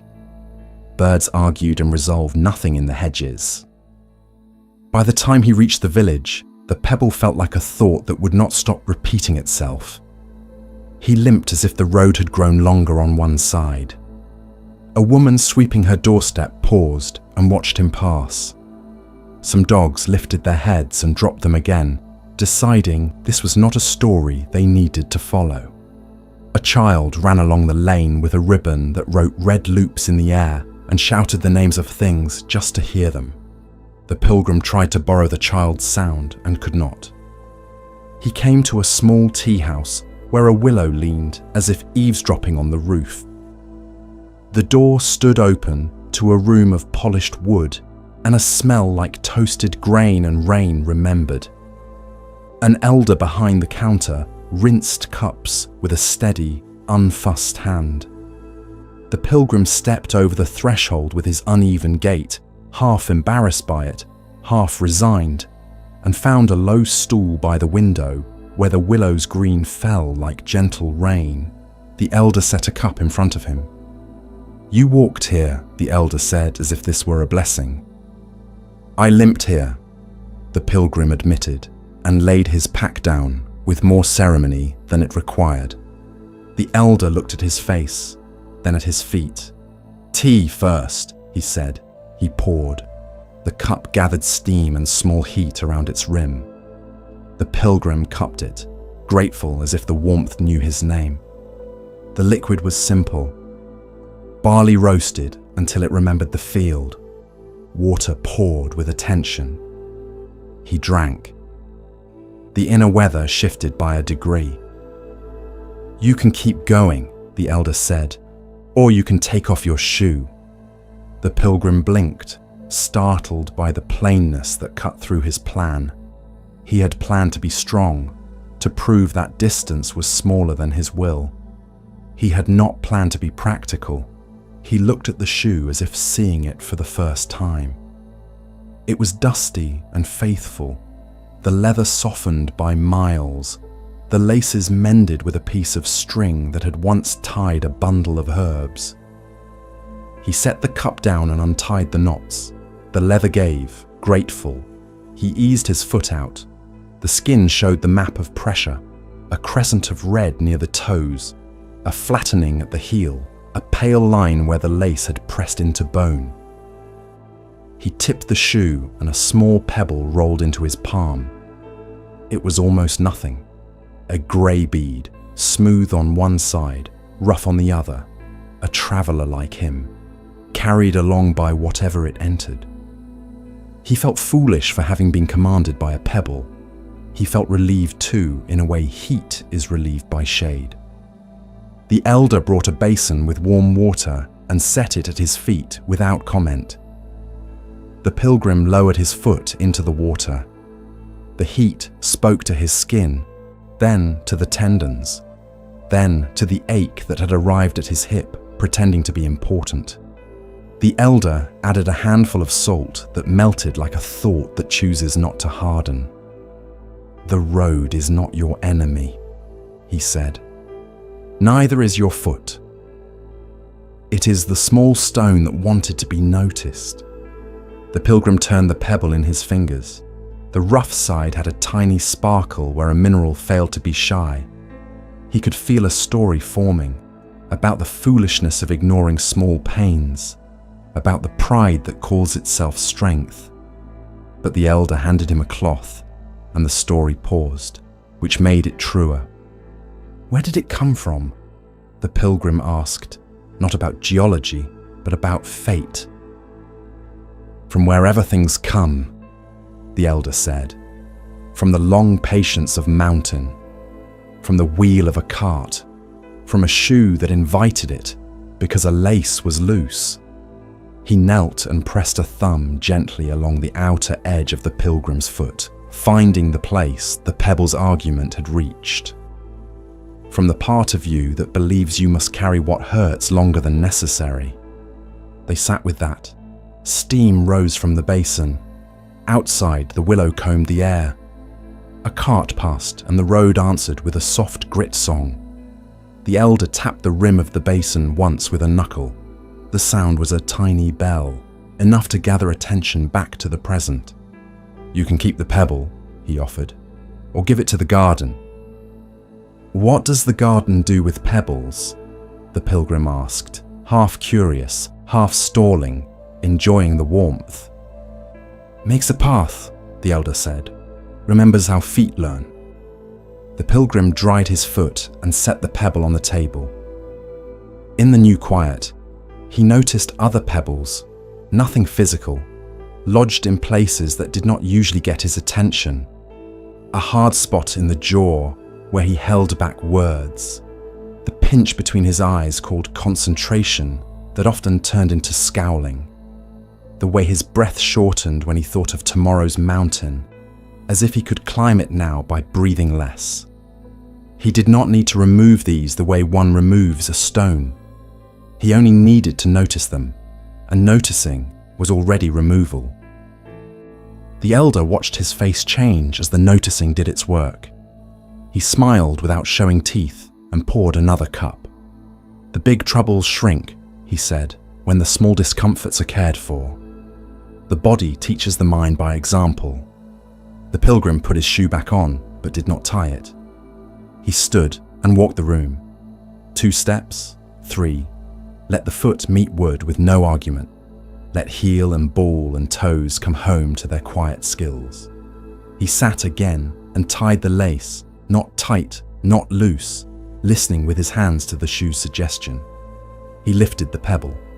It sat, ordinary, in his palm, and did not pretend to have done great harm. He carried it outside. The garden behind the tea house agreed with itself. A narrow path of small stones, patient in their mosaic, led to a corner where a clay pot caught rain from the roof and gave it away slowly to the roots of a plum. He knelt and placed the pebble among its new companions. It disappeared immediately, adopted by pattern, and the path did not become more beautiful for its presence, and yet the pilgrim felt something in him settle because the pebble had been given a task that matched its size. He bowed, not as ceremony, but as thanks for a small thing being exactly itself. He returned to the stool. The elder brought a simple meal: rice with sesame, pickled greens that woke the tongue, a slice of tamago that tasted like afternoon sunlight. "Eat," he said, "then walk. If the pebble taught you once, carry the lesson, not the pain." They ate without hurry. The pilgrim listened to the way the chopsticks clicked softly against the bowl, to the way swallowing made a quiet affirmation. He noticed how the food did not ask for commentary. It entered, and the body accepted, and the world inside took what it needed and sent the rest onward. There was a lesson there too, but he did not make a lesson of everything. He let some things just feed him. After washing his bowl at the small pump in the yard, he lingered at the threshold. The elder wiped the counter with a cloth as if smoothing a thought. "Before you go," the elder said, "look for other pebbles. They hide in plain sight." The pilgrim nodded. He did not ask how. He understood the invitation, to notice the small tilts that become larger bends, the first whisper of discomfort before it becomes a shout. He shouldered his pack, lighter now by a stone's weight and the weight of an idea. Back on the road, the morning opened its palms. The world was not new, but the way his foot met it was. He walked with the curiosity of someone reading a familiar book, slowly enough to see the little words. He found one pebble in the strap of his pack. No stone, just a twist in the webbing that pressed the collarbone. He loosened it and felt a line of relief travel into his neck. Another pebble presented itself in his breath, a hurry that wanted to arrive at noon during the hour of 10. He let the breath lengthen by one finger's breadth, watched the hurry wander off, uninterested in long exhalations. At a bend in the path, 2 men repaired a wheel. One cursed softly as his knuckles scraped wood. The other handed him a cloth and held the cart steady. The pilgrim stopped to steady it with them, and the wheel slipped back into place with a sound that suggested friendship.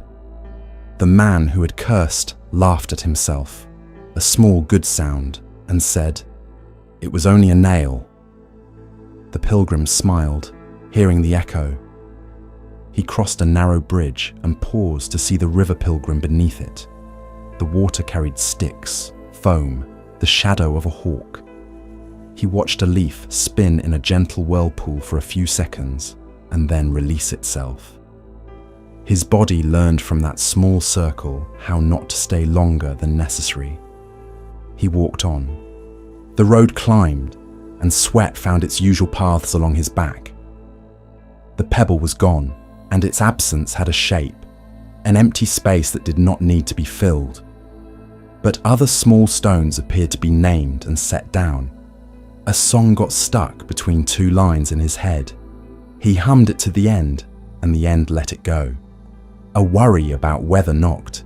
He looked up, met the sky, felt the breeze along his ears, and realized he already had what the worry promised to provide: knowledge of this moment's air. The worry drifted away, bored by accuracy. Midday, he rested under an oak that knew how to make good shade. He took off both shoes this time, even the comfortable one, and placed each foot in the cool grass as if returning borrowed books to a library. He rolled a small twig under his arch, the way a cat rolls sunlight on the floor. He thanked each toe, not with words, but with attention. A lark wrote an upward line in the sky. The line ended with a dot the shape of silence. He realized the road after the oak did not feel long. It felt alive. As the afternoon leaned toward evening, he came to a shrine set back from the road, where a stone fox sat with patience and a red bib faded by many rains. A young man stood trapped in the doorway by his own thoughts, brow furrowed, lips pressed into a thin white line. His hand opened and closed around a coin that never left his palm. "Lost?" the pilgrim asked softly. "Everything is heavy," the young man said. He looked down as if the weight were visible there. The pilgrim glanced at his shoes, and the young man understood before being told. He took off one shoe, then the other. No pebble tumbled out. He frowned, confused by the absence of obvious causes. The pilgrim, remembering, touched the hinge of his own jaw, and the young man touched his. He felt the tiny stone made of clenched words. He let his mouth soften. His shoulders descended by the width of a breath. Tears arrived, not as drama, but as water finally finding its downhill. He laughed once between tears, which sounded like a cartwheel that finds its groove again. "Sometimes the pebble is not in the shoe," the pilgrim said. "Sometimes it is in the way we carry the sky." They stood together, not needing much language. The young man dropped the coin into the box. It made a small, honest sound and forgot him. He bowed to the fox, to the door, to the air that had agreed to be lighter for a while, and tied his laces with a care that had nothing to prove. He walked away different in a way no one would notice but him. By the time the sun leaned low enough to gild the tops of grasses, the pilgrim reached a ridge where the world opened like a book to its center. Villages tucked themselves into folds. A river braided silver through fields. He put his pack down and let the straps leave their small indentations in his shoulders. He did not correct them. He felt them fade. He took off his shoes and shook them, not out of fear, but as a greeting to any small teachers who might have joined him since noon. A single seed fell out, paper thin, winged, designed to travel far. He held it to the light and watched it explain wind with its body. He set it down and the breeze lifted it and carried it into its next sentence. The pilgrim smiled. He rubbed the sole of his foot with his knuckles and found a tenderness that did not ask to be cured, only acknowledged. He gave it 2 slow breaths, and it dissolved into warmth. Evening travelled up from the valleys, blue and gentle. He laced his shoes with enough room for night to enter. He walked the last mile to the inn where he would sleep, his steps agreeing with the road the way 2 voices agree on a simple tune. At the doorway, he paused and felt for the small stones, the ones that had once been invisible, scattered through his day. The urge to be admired, the old story of not enough, the habit of tightening when nothing required defense. He placed each pebble beside the threshold in his mind, as if lining them up to make a small garden. He did not take them inside. The innkeeper handed him a key that had probably opened thousands of nights. The bed was narrow and clean. He lay down and let the mattress receive the shape of him. His feet, grateful and awake, lay heavy and true at the end of his legs. He thought of the pebble in the garden behind the tea house, lost already among its companions, making a path he might someday walk again. The path would not remember him, but his foot would remember the kindness of being listened to. He turned onto his side. The room settled. Between one breath and the next, all the small stones of the day seemed to turn into sand and then into the soft ground that holds a sleeping body without asking for anything back. Mist came in on quiet feet from the river and unrolled itself through the fields, over the low stone walls, into the trees. It did not hurry. It did not ask permission. The village recognized its manner and leaned closer to hear the evening. Someone shut a gate with a wooden sigh. Someone drew water. Someone lit a cooking fire that turned from orange to blue to orange again, and all of it softened as if seen through memory. In the square, the head woman untied a bundle of paper lanterns and laid them on a cloth. They were small as melons, pale as the inside of shells. Each one wore a brushstroke painted earlier in the day. A single pine. A circle open at one point, like a mouth that treats breath as a friend. A river line, a small mountain. A moon that refused to close into perfect roundness. The paint had dried into the grain of the paper and would soften again when the mist touched it. She tested a wick with 2 fingers and nodded. Around her, villagers gathered with cords and thin bamboo poles, with little jars of oil and matches kept dry in folded wax paper. "Will this chase the mist?" a boy asked, fingers smudged with soot from touching the lamp he'd been warned not to touch. "No," the head woman said, fastening one lantern to a pole. "It teaches us how to walk kindly within it." The boy held the word kindly in his mouth and felt it dissolve into something warm behind his teeth. They moved out in pairs along the hidden paths. Those narrow tracks worn by many feet, those single lines along the field edges where frogs watched from the ditches like polished pebbles with eyes. The mist pressed against the lanterns, and the lanterns made a quiet around themselves, a small citrus of light with soft edges. It was not a brightness that shamed the dark. It was a brightness that invited it to sit closer without fear. By the willow bridge, a fisherman set a lantern at knee height, so its light would touch the water, but not startle the carp. He tied the cord to a peg and tugged once, twice, a test of the knot, the way one tests a thought before saying it. The river gathered the lantern's face and carried it as if it were a coin offered to a long hand. He watched the circle waver and hold, and then settle into its floating likeness. "Enough," he said to no one. He stood a while to measure how the mist changed the sound of the current. The mist made the river sound nearer and farther at once, a trick he appreciated. Up the hill, a path cut through scrub and low pine, usually clear as a sentence. Now it was a rumor. 2 women spaced their lanterns with the width of a slow breath. "Not too close," one said, "or we will only see our own answers." She stepped back and looked. The mist turned the distance between lanterns into a soft question mark. It was good to keep some question in a path. It helped the feet stay humble. At the mouth of the shrine path, the head woman lifted a lantern and let the wick catch with a small kiss of flame. The paper bloomed warm gold, and the painting of a pine appeared as if someone had whispered it into being. She held the lantern near her face without fear. The paper was oiled and patient. "A path is a long body," she said to the girl beside her. "Joints help it bend."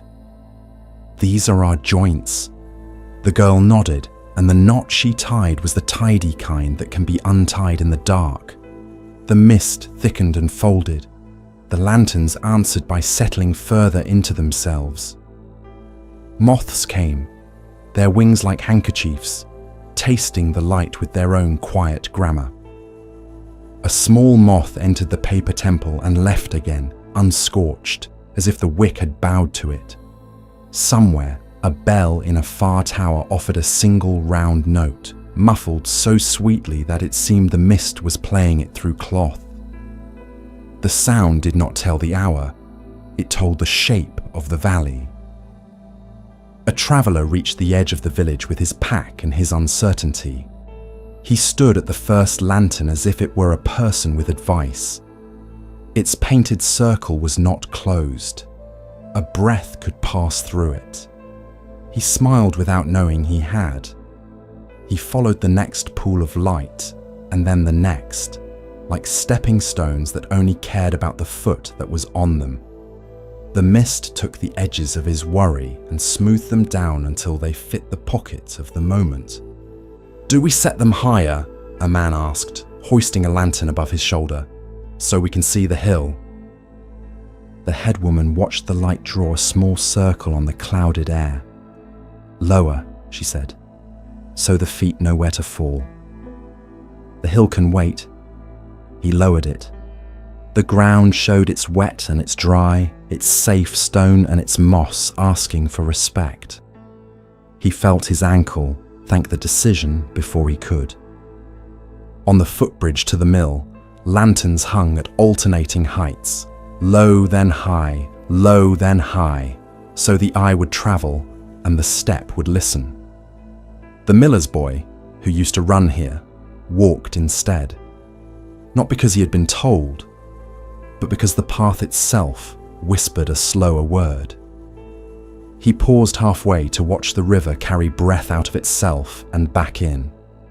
The lanterns made 2 lines in the water, one for him and one for the opposite bank, and the 2 lines agreed to meet just ahead, then met, then made new agreements. By the old camphor tree, someone paused to relight a lantern that had made a small, dignified failure. The match sounded like the quietest insect. The new flame widened and then softened, as if remembering what it had been doing in another life. "Thank you," the person said to the lantern, to the match, to the hand that found them both. The camphor dropped one glossy leaf to mark the moment. The mist caught it and placed it on the ground with care. The village square became a room with soft corners. Faces appeared and disappeared like fish in a friendly pond. People recognized one another by gait, by silhouette, by the way a hand reached into light and the light answered it. A woman with a basket took the long curve past the well, then returned as if remembering she had wanted to walk that curve twice. An old man whose eyes had given up the sharp work years ago smiled into the glow and saw enough to go everywhere he needed. "Not every haze must be cleared," the head woman told the boy with soot fingers when he came to ask if there were more lanterns to hang. "Some haze keeps the heart from thinking it owns the view." "Then why do we light them?" he asked, not challenging, only hungry for the kernel of it. "So we don't bump heads," she said, tapping her brow with a knuckle. "So we can share the path without knocking the thoughts out of each other." She pointed down the lane where 2 elders walked toward each other, each inside a small world of gold, and how the worlds touched and merged and then separated again without anyone losing anything. They carried the last of the lanterns toward the orchard. Mist sat in the low places there like sleeping animals. The apples wore a dew that made them dream of being stars. Lanterns in trees would have looked like fruit telling stories about the sun, but the head woman shook her head. "Not in the branches," she said. "Leave the trees to their own night." They set the lights along the ground instead, and the shadows the trunks made were long and tender, like old letters. A novice from the distant temple arrived carrying a small bell wrapped in cloth. He asked if he might hang a lantern at the fork, where travelers leave the road for the hillside path.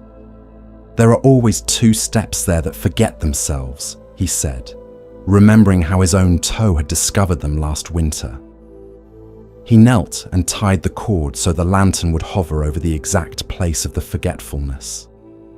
When it lit, a toad emerged from somewhere and sat beneath it as if reading. The night settled further into itself. The mist rose and fell in long, slow breaths, and the village breathed with it. The lanterns steadied that breath, not by ruling it, but by being small, honest centers where the eyes could rest and the feet could trust. Someone carried a sleeping child. The child woke enough to see a lantern painted with a river and fell asleep again with the river now traveling through sleep. At a threshold, a woman stood with a letter she could not answer. She took it as far as the first lantern, then walked to the next, then turned back. The mist took her confusion by the edges and folded it once, twice, like cloth put away for later. She wasn't cured, she was escorted. She put the letter in her pocket and decided to make soup, which was itself a kind of answer. A man grieving his father took the path to the graveyard. He had wanted the sky to be clear and loud and full of proof. Instead, the mist and the lanterns offered him steps. He walked them. Each pool of light showed grass, stone, a name, a small spider repairing what the day had broken. His grief did not shrink, it learned where to place its feet. He reached the grave and sat. The lantern he'd brought made a small home on the ground beside him. When he finally spoke to the name on the stone, he did not ask for the mist to go. He asked it to teach him how to see with it on his eyelashes. It did. Down by the weir, the teenagers who loved to race quieted. They tried once to sprint from lantern to lantern and came up against the fact of damp stone. They slowed. They laughed without echo. One of them touched a lantern and felt the heat, warm, not burning, uncomplicated, and left his hand there longer than expected, surprised at how the warmth made a place inside him get larger. By the tailor's, an old couple sat with their lanterns unlit, remembering endings. They watched the lights appear like thoughtful punctuation marks, and when their own wicks finally took, they nodded to each other as if saying, "Now we can talk about the smallest things without getting lost." A fox crossed the lane near the school, brisk and silent. It paused at a lantern and blinked at its own gold eye in the paper's curve, then disappeared into pearly air. The schoolroom itself held a row of stools and a wall of children's drawings. The lantern at the door turned the drawings softer, a house with too many windows, a dog with a human smile, a mountain taller than the page. The night let them be true and wrong and perfect at once. Close to midnight, the head woman walked the whole route, checking knots and flames, bringing tired wicks a little more oil, lowering any lights that had crept upward on their lines. She stepped with the gait of someone who listens to her feet, and her feet listen back. At a bend where the path clipped the hedgerow and a thorn had made a mean habit of snagging sleeves, she hung a lantern with the painting of an open circle and allowed herself one private grin. "You again," she whispered to the thorn, which pretended not to hear and then behaved. The fog thinned and gathered, thinned and gathered. When it lifted a little, the lanterns looked like small planets in brief clearings. When it settled again, their halos merged and parted. From above, if anyone had been above, the village would have looked like a string of gentle constellations fallen to earth so people could walk through them without having to learn the names of stars. A boy, soot fingers washed now, stood by his favorite lantern and breathed into its pace. He could not see beyond 3 lights, and this did not trouble him. He measured a thought by 1 step, then another. He found that in the small glow there was room for his whole day and some of tomorrow without crowding. "Will we keep them until morning?" he asked when the head woman passed by. "Until the mist decides otherwise," she said. "We work with what chooses to stay." He nodded, as if this had something to do with everything he did not yet know.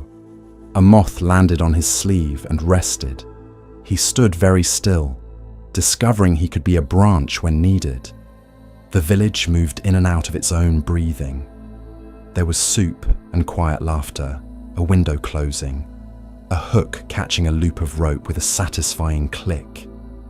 A single dog barked once to keep the story straight and then slept. The lanterns warmed their small circles and never demanded applause.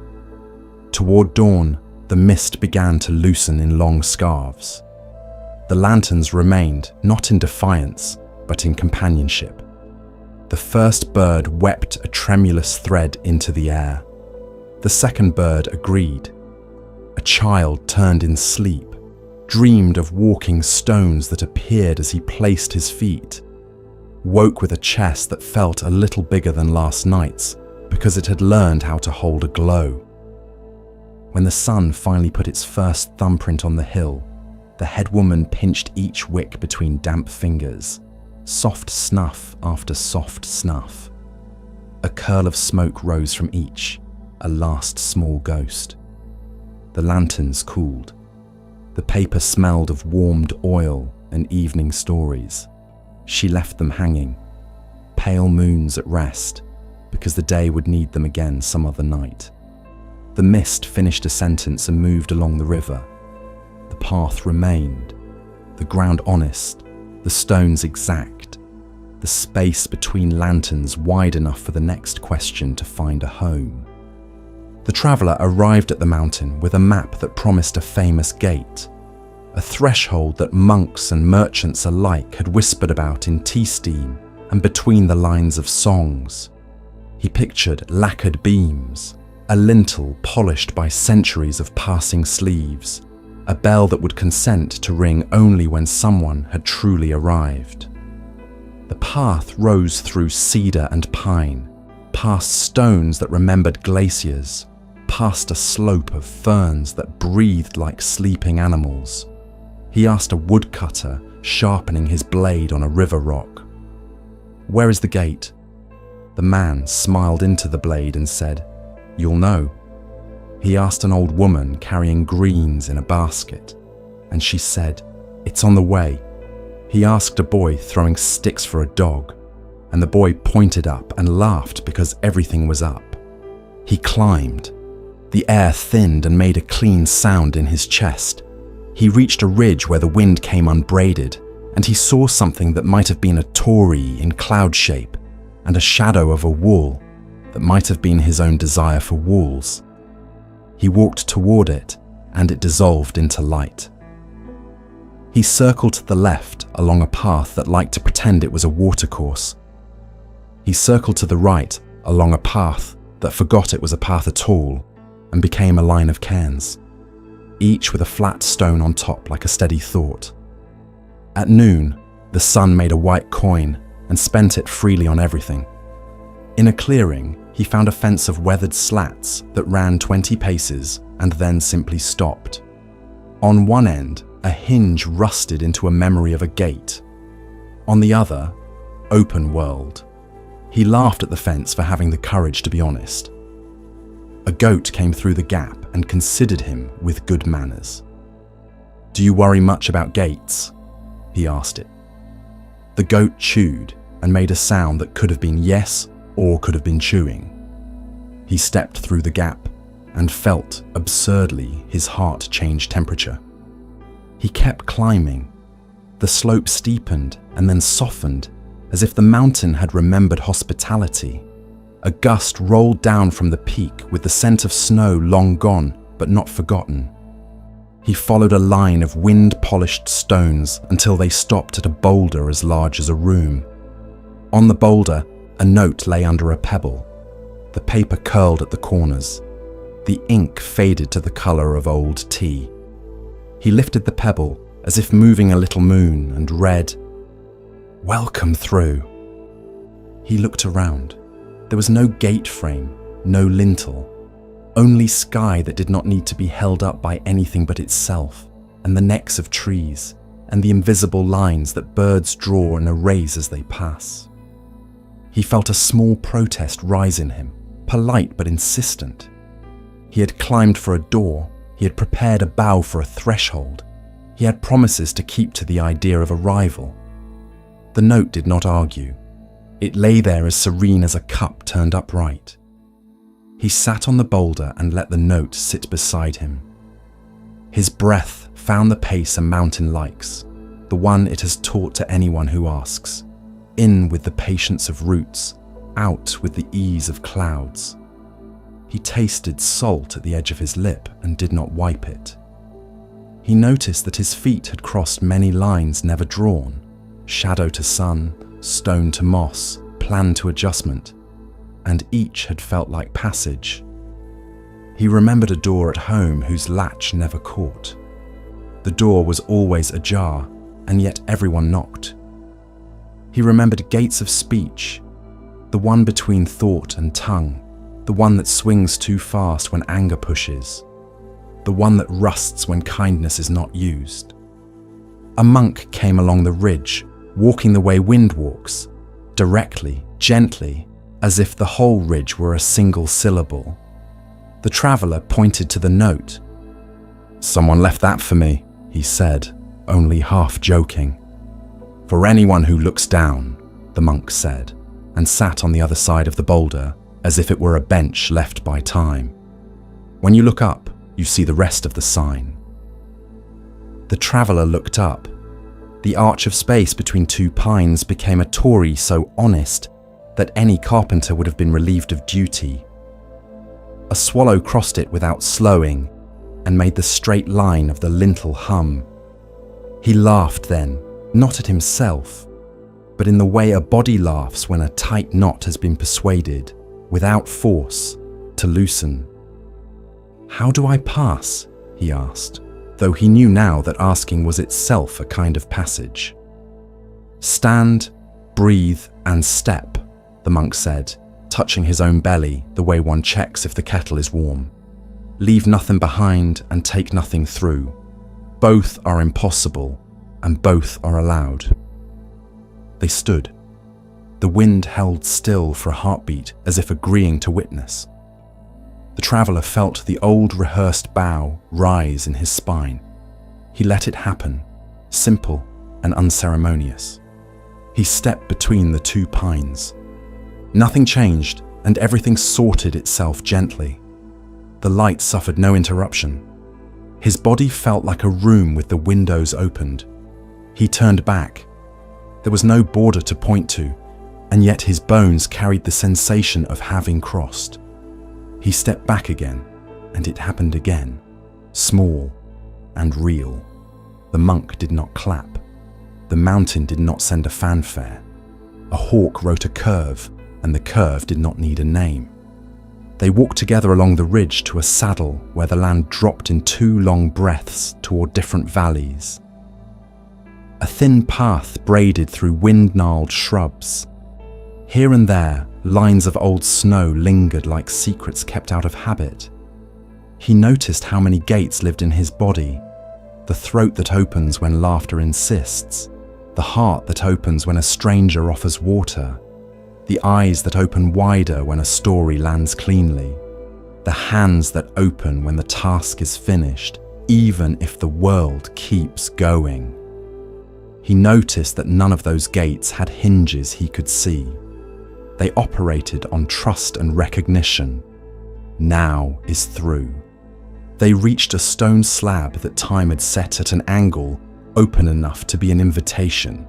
Someone had cut a single character into it long ago, a mark softened by wind and rain and the slow kindness of lichen. The monk brushed pine needles from the grooves with the back of his hand. "There," he said. The mark was not a word in any language the traveller knew, but his body recognized it as surely as it recognized a wide doorway in a fire. He stepped through that mark and felt nothing on his skin and something in his breath, a final persuasion that gates are made of attention more than wood. Before they parted, the monk pointed down to a meadow that wore the day like a shawl.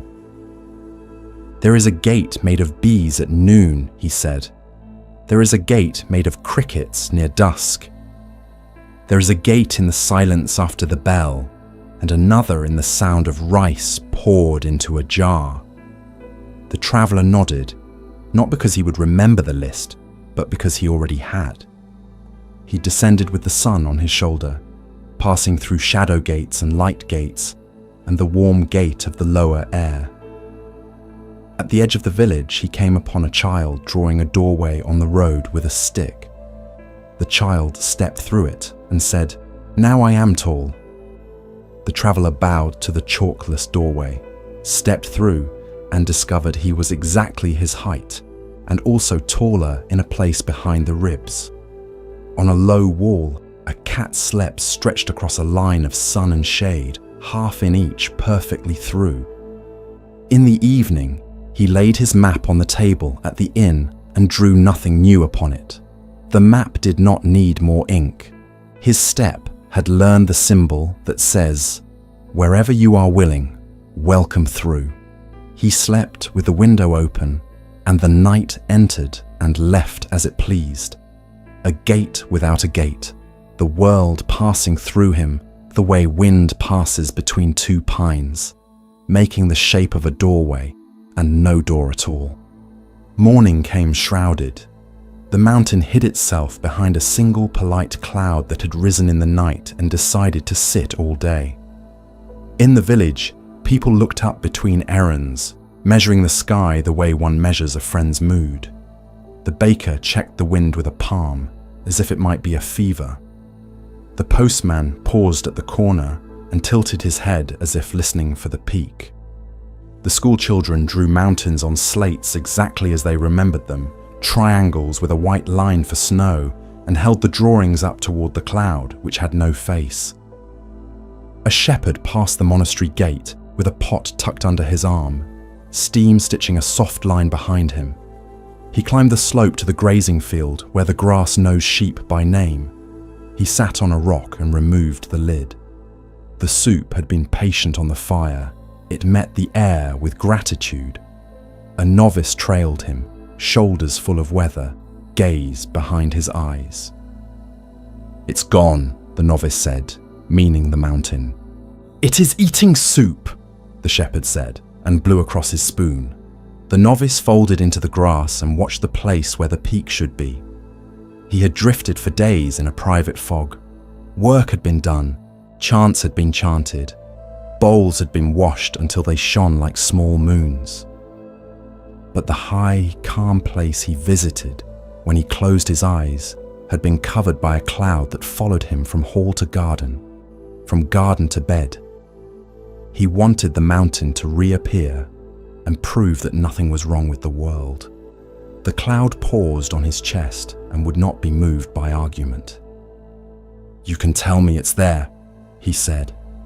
"I could," the shepherd said, fishing a slice of carrot from the broth. "It wouldn't make it appear faster." He tore a piece of bread with fingers that had counted lambs and storms. "No hurry." Below them, the village went about the day. Laundry was hung and looked like ghosts thinking friendly thoughts.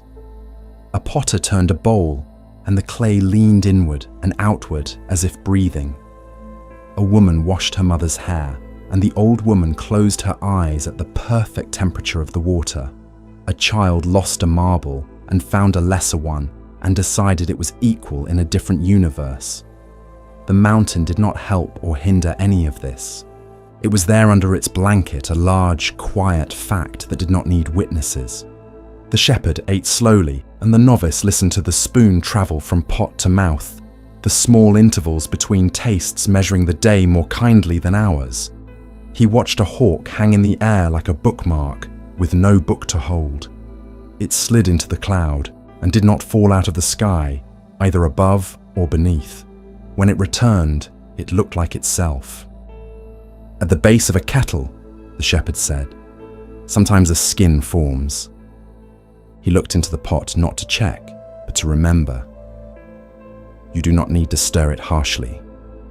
Sometimes you lift the lid. Sometimes you wait and it clears because the heat understands its job. The novice reached into his sleeve and found the smooth stone he kept there. He had picked it up by the river because it had reminded him of the word he could never hold. Still. He pressed it against his palm. It was always, reassuringly, stone. The cloud remained, pleasing itself with new shapes. Dog, hill, nothing at all, and letting the wind arrange it. The shepherd emptied his pot and wiped the rim with bread so cleanly that the pot felt thanked. In the fields, the sheep were uninterested in absence. They grazed.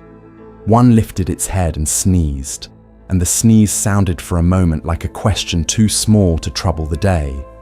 A bee travelled from clover to clover, with a plan written inside its body and not refined by committee. The novice's breath came and went. It did not ask for permission from the mountain. A white moth wobbled into the invisible mountain and made no announcement when it returned.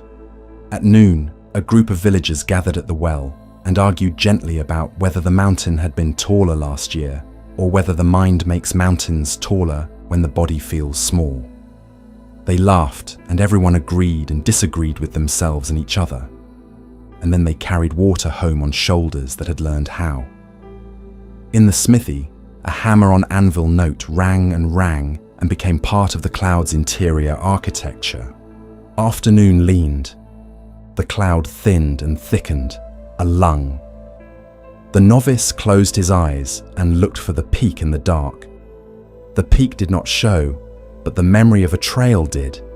Pine duff underfoot, the bitter perfume of sap, a patch of ground where someone had spilled salt, and a goat had found it and learned a new word for joy. He watched the trail extend and reach a place where the air felt like a bell being rung by nothing. He let the memory end where it wanted to. When he opened his eyes, the world had not improved, and yet the urge to improve it had softened, and the softening made room for something else to sit with him, plain space, as dependable as bread. The shepherd stood and stretched his back like a bow being unstrung. He pointed with his chin toward the far ridge. There. At first it was only a darker darkness. Then a line separated from cloud the way a thought separates from worry. A shoulder of rock showed its old angle of patience. The novice felt his ribs widen as if making way for something returning from a long trip. The cloud held on for politeness' sake and then, tired of itself, moved across the valley in slow curtains. The peak stood up as if it had been sitting there all day doing nothing, which it had. On its narrow ledge, a patch of late snow glowed, like an answer that works in any season. The novice laughed once, softly. He could not have said whether he was laughing at the mountain, the cloud himself, or the way all three had danced without asking him to lead. He bowed without thinking to whom. The shepherd bowed too, the way one bows to a friend not seen since morning. The sheep did not bow. They continued to be sheep, and their faithfulness was a kind of reverence larger than bows. They walked back toward the village with the mountain at their backs, which is how most people carry mountains. The novice touched his chest and found that the calm he'd wanted to import from the peak had been under weather the whole time, not gone, not damaged, simply out of view. He could feel it now without needing to look. The cloud slid behind another hill and dissolved into a different part of the sky's story. In a kitchen, someone lifted a lid and a soup cleared on its own. In the square, the bell sounded and the note travelled, turning corners the way air does, telling every ear, without words, the mountain is here. You are too. The kitchen was already awake when the boy arrived with his question tucked under his arm like an extra napkin. Morning sifted through the high window and found flour dust floating there like slow snow. The cook's knives rested in their wooden house, edges calm as sleepers. A pot on the back flame murmured about barley. A bundle of scallions lay like fresh brushes beside the board. The stove's mouth glowed with polite fire. The boy cleared his throat to be sure his seriousness would find purchase. "What is the secret?" he asked. "To everything." He was young enough to say it without embarrassment. The cook lifted a lid and listened to the water. "The secret," he said, "is warm rice and a cool breeze." He said it the way one might say, "The sun is up," not as a joke or a riddle, but as something that has nothing to hide. He pointed with his chin toward a low stool by the open window. "Sit. You'll know it by the time you finish your bowl." The boy sat and tried to be the kind of student who deserves a secret. He straightened his spine until it argued, then let it soften. The cook filled a basin with water and poured rice into it. The grains went in heavy and rose like birds startled into sky. He stirred with his hand, palm open, a slow moon through a white field, listening with his fingers for pebbles, for husks that needed to be invited out. The water turned cloudy as a pond thinking of rain. He poured it away, and the cloud left obediently. He filled again and stirred again. A rhythm emerged: swirl, settle, pour, swirl, settle, pour. Small seasons in a bowl. He set the washed rice into the clay pot, the one with a lid that fit like a phrase remembered exactly. He added water, not by measure, but by a look he had taught his wrist, a look that had travelled through years of mornings. He put the pot on the flame and turned the flame to the size of attention. He did other things the way a good mind can do, sharpened a blade with 3 strokes it liked, sliced scallions so their rings held hands, rinsed a plum pickle that glowed like a small sunset in vinegar. Nothing made noise it didn't need to make. Steam changed its handwriting. The cook did not look at a clock.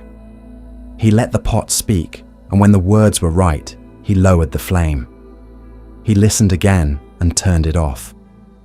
He tucked the pot under a folded cloth to let the rice do what rice does when left alone, finish itself in heat it already owns. He walked to the window and pushed it open with a forearm. Air entered, as if it had been waiting in the yard for the chance.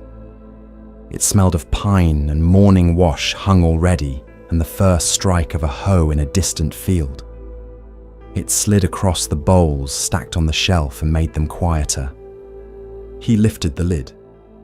The room turned friendly in a way that cannot be taught to someone who has never met cooked rice. He scooped, turning the grains as he lifted so they would not compact, so each would be itself and part of everything. He slipped a small umeboshi on the rim, a wink of heat and history. He set the bowl in the boy's hands the way one gives someone a bird to hold, firmly, gently, with the understanding that it has its own life. "Don't talk," he said kindly. "Chew." The boy obeyed. He brought the first bite to his mouth, and the steam kissed his lip, and told him exactly how long to wait. He waited that long, and not longer. He tasted. It was not a fireworks taste. It was like walking into a room where everyone you love is doing ordinary things, and you are allowed to join. A sweetness arrived after 5 chews, then 7, and then the sweetness confessed it was always there, just not available without attention. A little wind visited his face and cooled the skin that the bowl warmed. The balance wrote itself without a pen. He ate, The cook ate beside him, their spoons moving like oars on a quiet lake. Outside the window, the laundry line made its small bow and rise to the breeze, and each shirt learned a little from the air about release. A cart went by, with bottles clinking a triplet. In a yard, someone opened a letter and let relief ring the bell behind their ribs. The boy did not need to know any of this. He ate what was in his bowl, and the world agreed to keep turning. Between bites, the cook lifted the edge of the lid so a thread of steam escaped and braided itself into the room. He said nothing. He refilled the boy's bowl without asking if he wanted more. The boy had not known that the hunger inside was two things. One, a wanting that makes noise, and one, a quiet capacity to be fed. The rice found the second hunger and filled it. The wind found the skin and taught it to listen. Soup? The cook asked after the second bowl, which was less a question than a continuation of kindness. He poured a ladle of miso into a cup, not heavy, not thin, a broth that carried a little sea, a little soybean field, a little time. The boy drank and felt the corners of himself rounded. The cook placed a dish of daikon pickles on the sill. The pickles sang a higher note and made the rice sing more clearly, like bells harmonizing without rehearsal. "Where is the secret?" the boy asked, mouth empty for a moment, breath passing easily through his nose. "In your hands," the cook said, looking at the way the boy held the bowl without clenching, fingers curved like commas. "On your tongue." He tapped the windowsill. "In this air." He gestured to the pot, to the flame now asleep. "In letting hot meat cool, without either being asked to change their nature." He took a scallion ring and placed it on the boy's wrist, where the pulse lived. In cycles that are not hidden, the grain turned to seed, turned to plant, turned to grain, turned to this. He touched the boy's chest lightly with 2 fingers, the place where breath tells the truth. In turning back towards simple things until simple things are bright.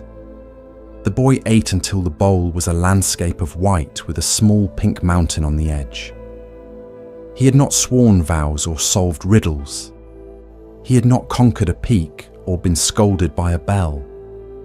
He had eaten rice with a breeze on his face. His thoughts grew a size that fit him. He noticed that the room had the courage to be completely ordinary. He noticed that his own body could match that courage for the length of a meal, and maybe longer. They washed the bowls. The water ran clear, then cloudy, then clear again. The old rice ritual repeated in reverse, like a poem composed and then remembered. The cook set the bowls on their shelf with the humility of things that will be needed again. He wiped the board. The board became clean without becoming new. He closed the window halfway, and the breeze agreed, still present, now a softer hand.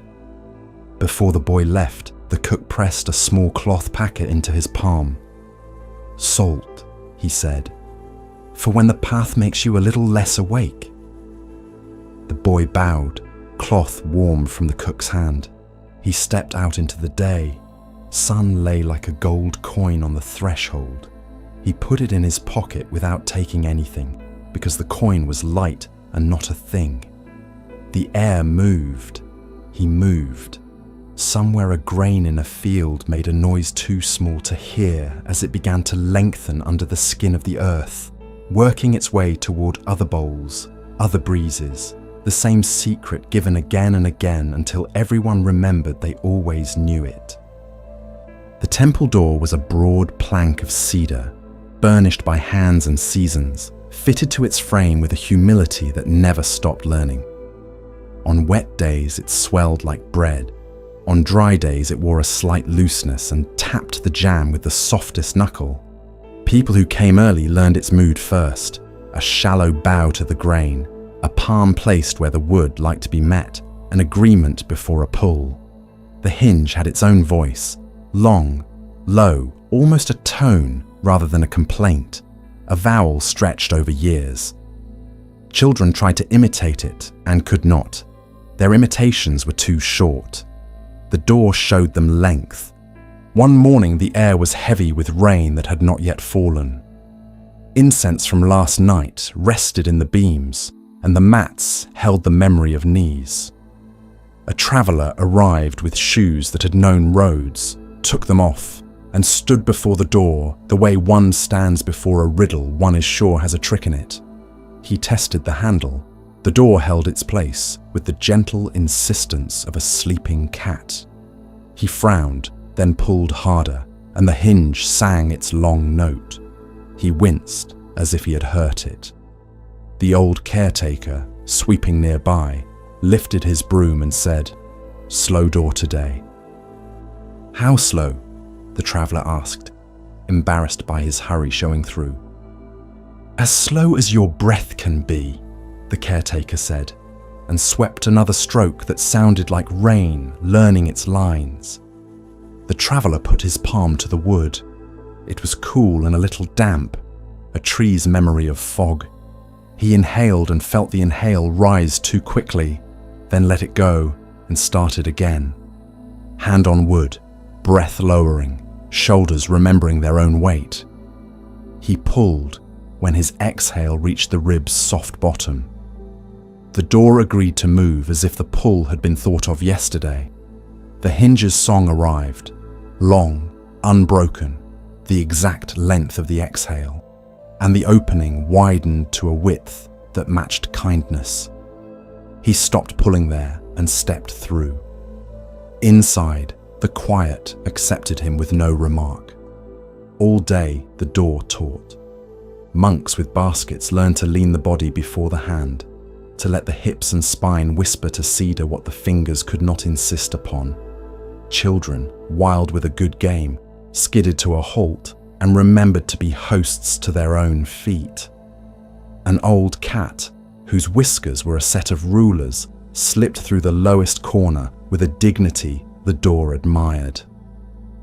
Late in the afternoon, a gust came down from the ridge and tried to be clever. The door met it with simple physics and an extra note from the hinge, lower this time, as if the wood had dropped into a deeper octave.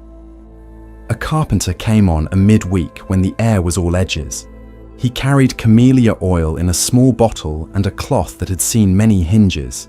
He touched the pin with a fingertip, the way one tests soup. "Dry," he told no one. He unseated the pin a hair, lifted the door with his shoulder in a practiced tenderness, breathed once, and set the pin back with a whisper. He rubbed the camellia along the hinge, and the metal drank it with gratitude. The next opening drew out a softer tone, the hinge remembering its childhood. The carpenter stood back, not proud, only pleased that a friendship had been mended. "Doors have seasons," he said, wiping the bottle's neck. "So do bodies." In summer, the door moved easily, a lake surface where nothing has yet thrown a stone. People made the mistake of pushing it fast and found the room too bright all at once, their thoughts startled like fish. The caretaker taught summer's pace by example, a hand that never jerked, a wrist that remembered circles.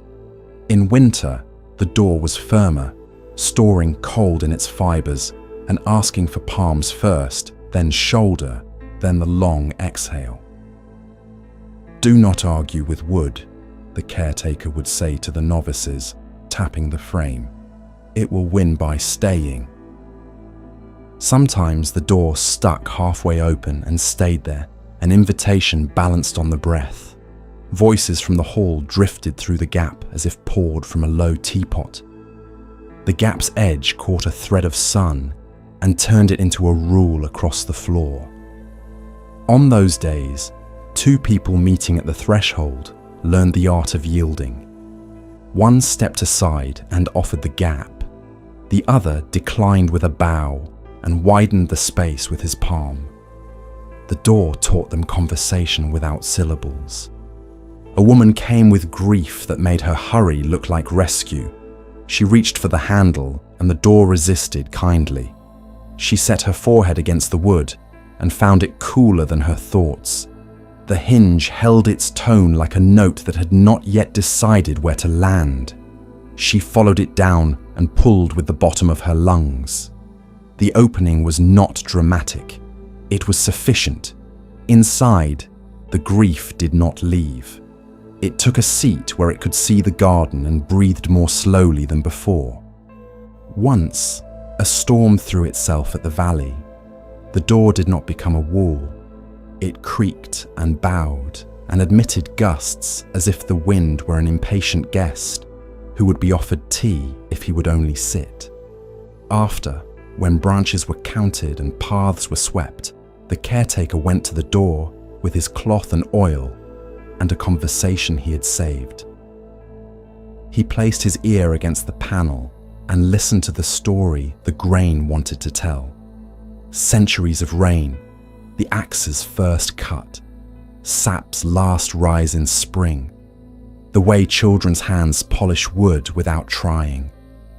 He listened until listening itself opened, and that opening was its own doorway he stepped through without moving. People new to the hall sometimes asked for a faster door. The caretaker smiled and shook his head. When we made it slower, he said, the room got bigger. They did not understand until they had been in the room for a season, learning how the slow door matched the long chanting, the steady chop of vegetables, the way night itself lifts only when it is ready. A quick door betrayed the bowls, spilling people into the space like rain off a roof. A slow door made an inhale first, so the room could receive. Even after years, someone in a hurry would throw a shoulder at the wood, and the hinge would complain in a torn voice. The caretaker would come later with his oil and with a hand on the bruise in the grain. "We have all been shoved," he would murmur, and his own breath would lengthen to the old vowel until the metal forgave the day. At last light, the door gathered the day behind it. One final opening, one final long tone like a bow drawn slow across a string. It swung to its place and kissed the jam with a soft, exact sound that made some people glance up without knowing why. The room, left to itself, breathed once, then settled.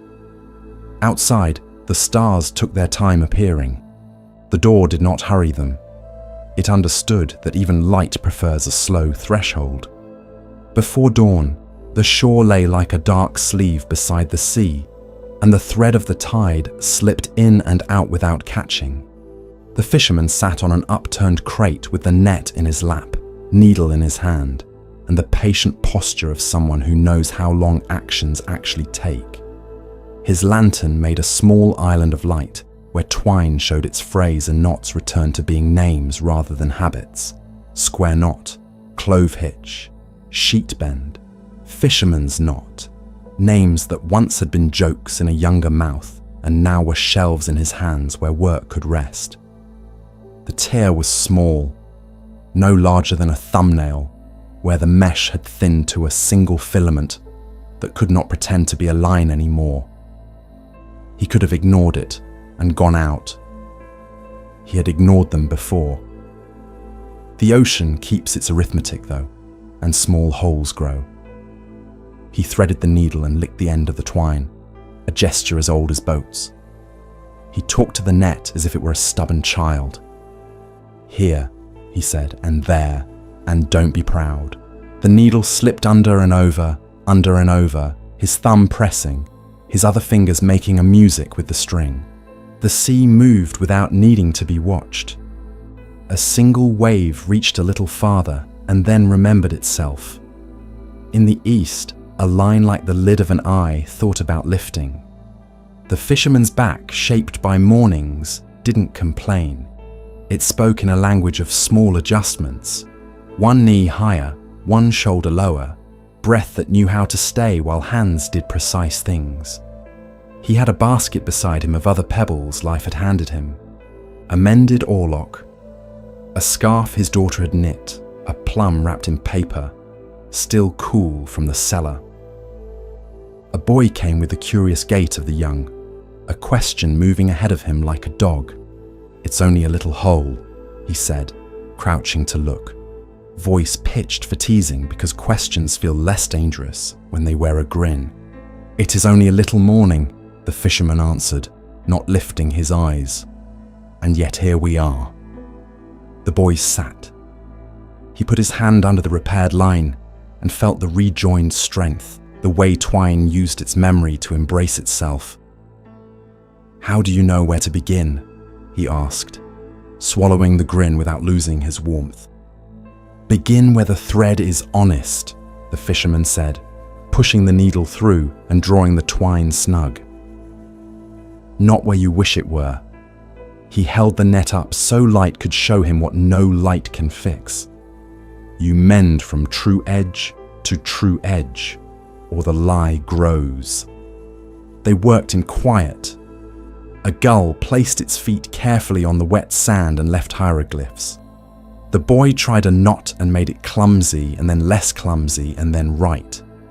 His breath changed without his permission, a steadying he noticed, and did not ruin by noticing. The fisherman repaired the final cross and put his thumb to the joint. He tugged, gentle and sure. The net accepted the world again at that place. He checked along the breadth for other untruths. Here, a twine rubbed thin where a rock had introduced itself under green water. There, a place where haste had been invited last week and now needed apology. The needle spoke the dialect of repair until the net, though still old, had no more lies in it. He turned the mesh in his lap and looked at it the way a mother looks at a child asleep. Not judging, only memorizing. "Why do you mend them yourself?" the boy asked, watching the older hands with their map of nicks and the soft pad on the thumb that had become a tool of its own.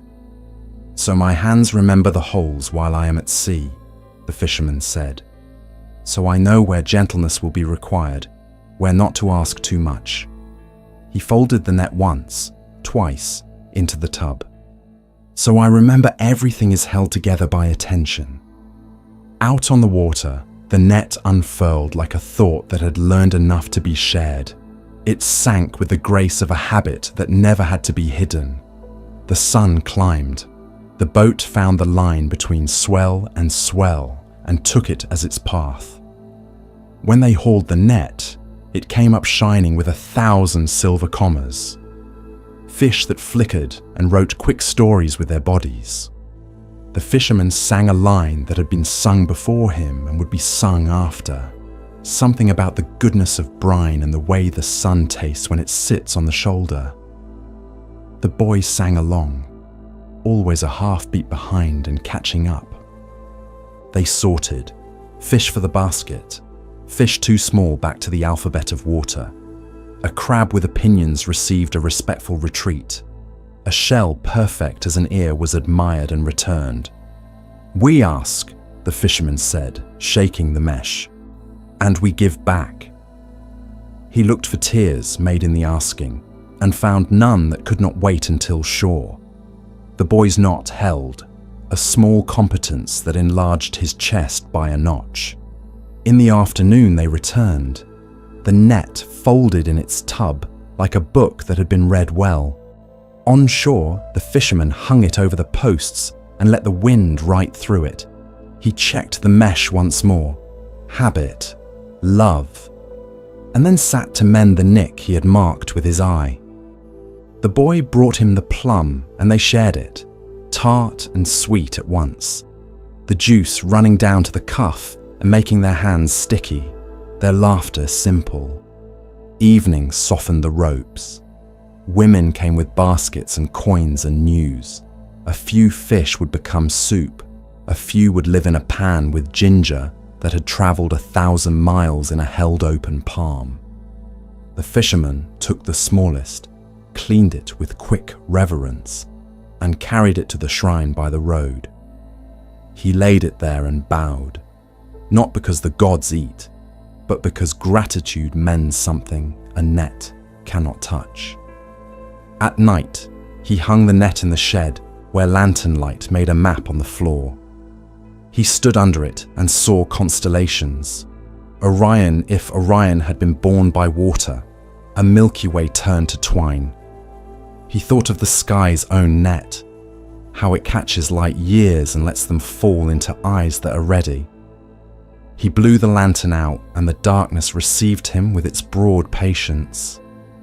The next morning, there would be new phrase and another small lie would need to be told the truth. He would lift the needle when the birds began their arguments and set it down when the coffee had nothing left to say. The ocean would keep asking. His net would keep answering. Some tears would be mended with twine, some with the straightening of a thought, some with the word sorry given where it had been saved too long. In every repair, something wider than fish came through. The cup had a line in it so fine that at first it was only a rumour the lip told the thumb. When the light fell across it at an angle, the line confessed itself, a pale thread from the rim to almost the base, a scar with the dignity to be quiet. It had not always been there. It had arrived one winter afternoon when a sleeve brushed the drying rack and a small jolt found the cup. The sound it made was not dramatic.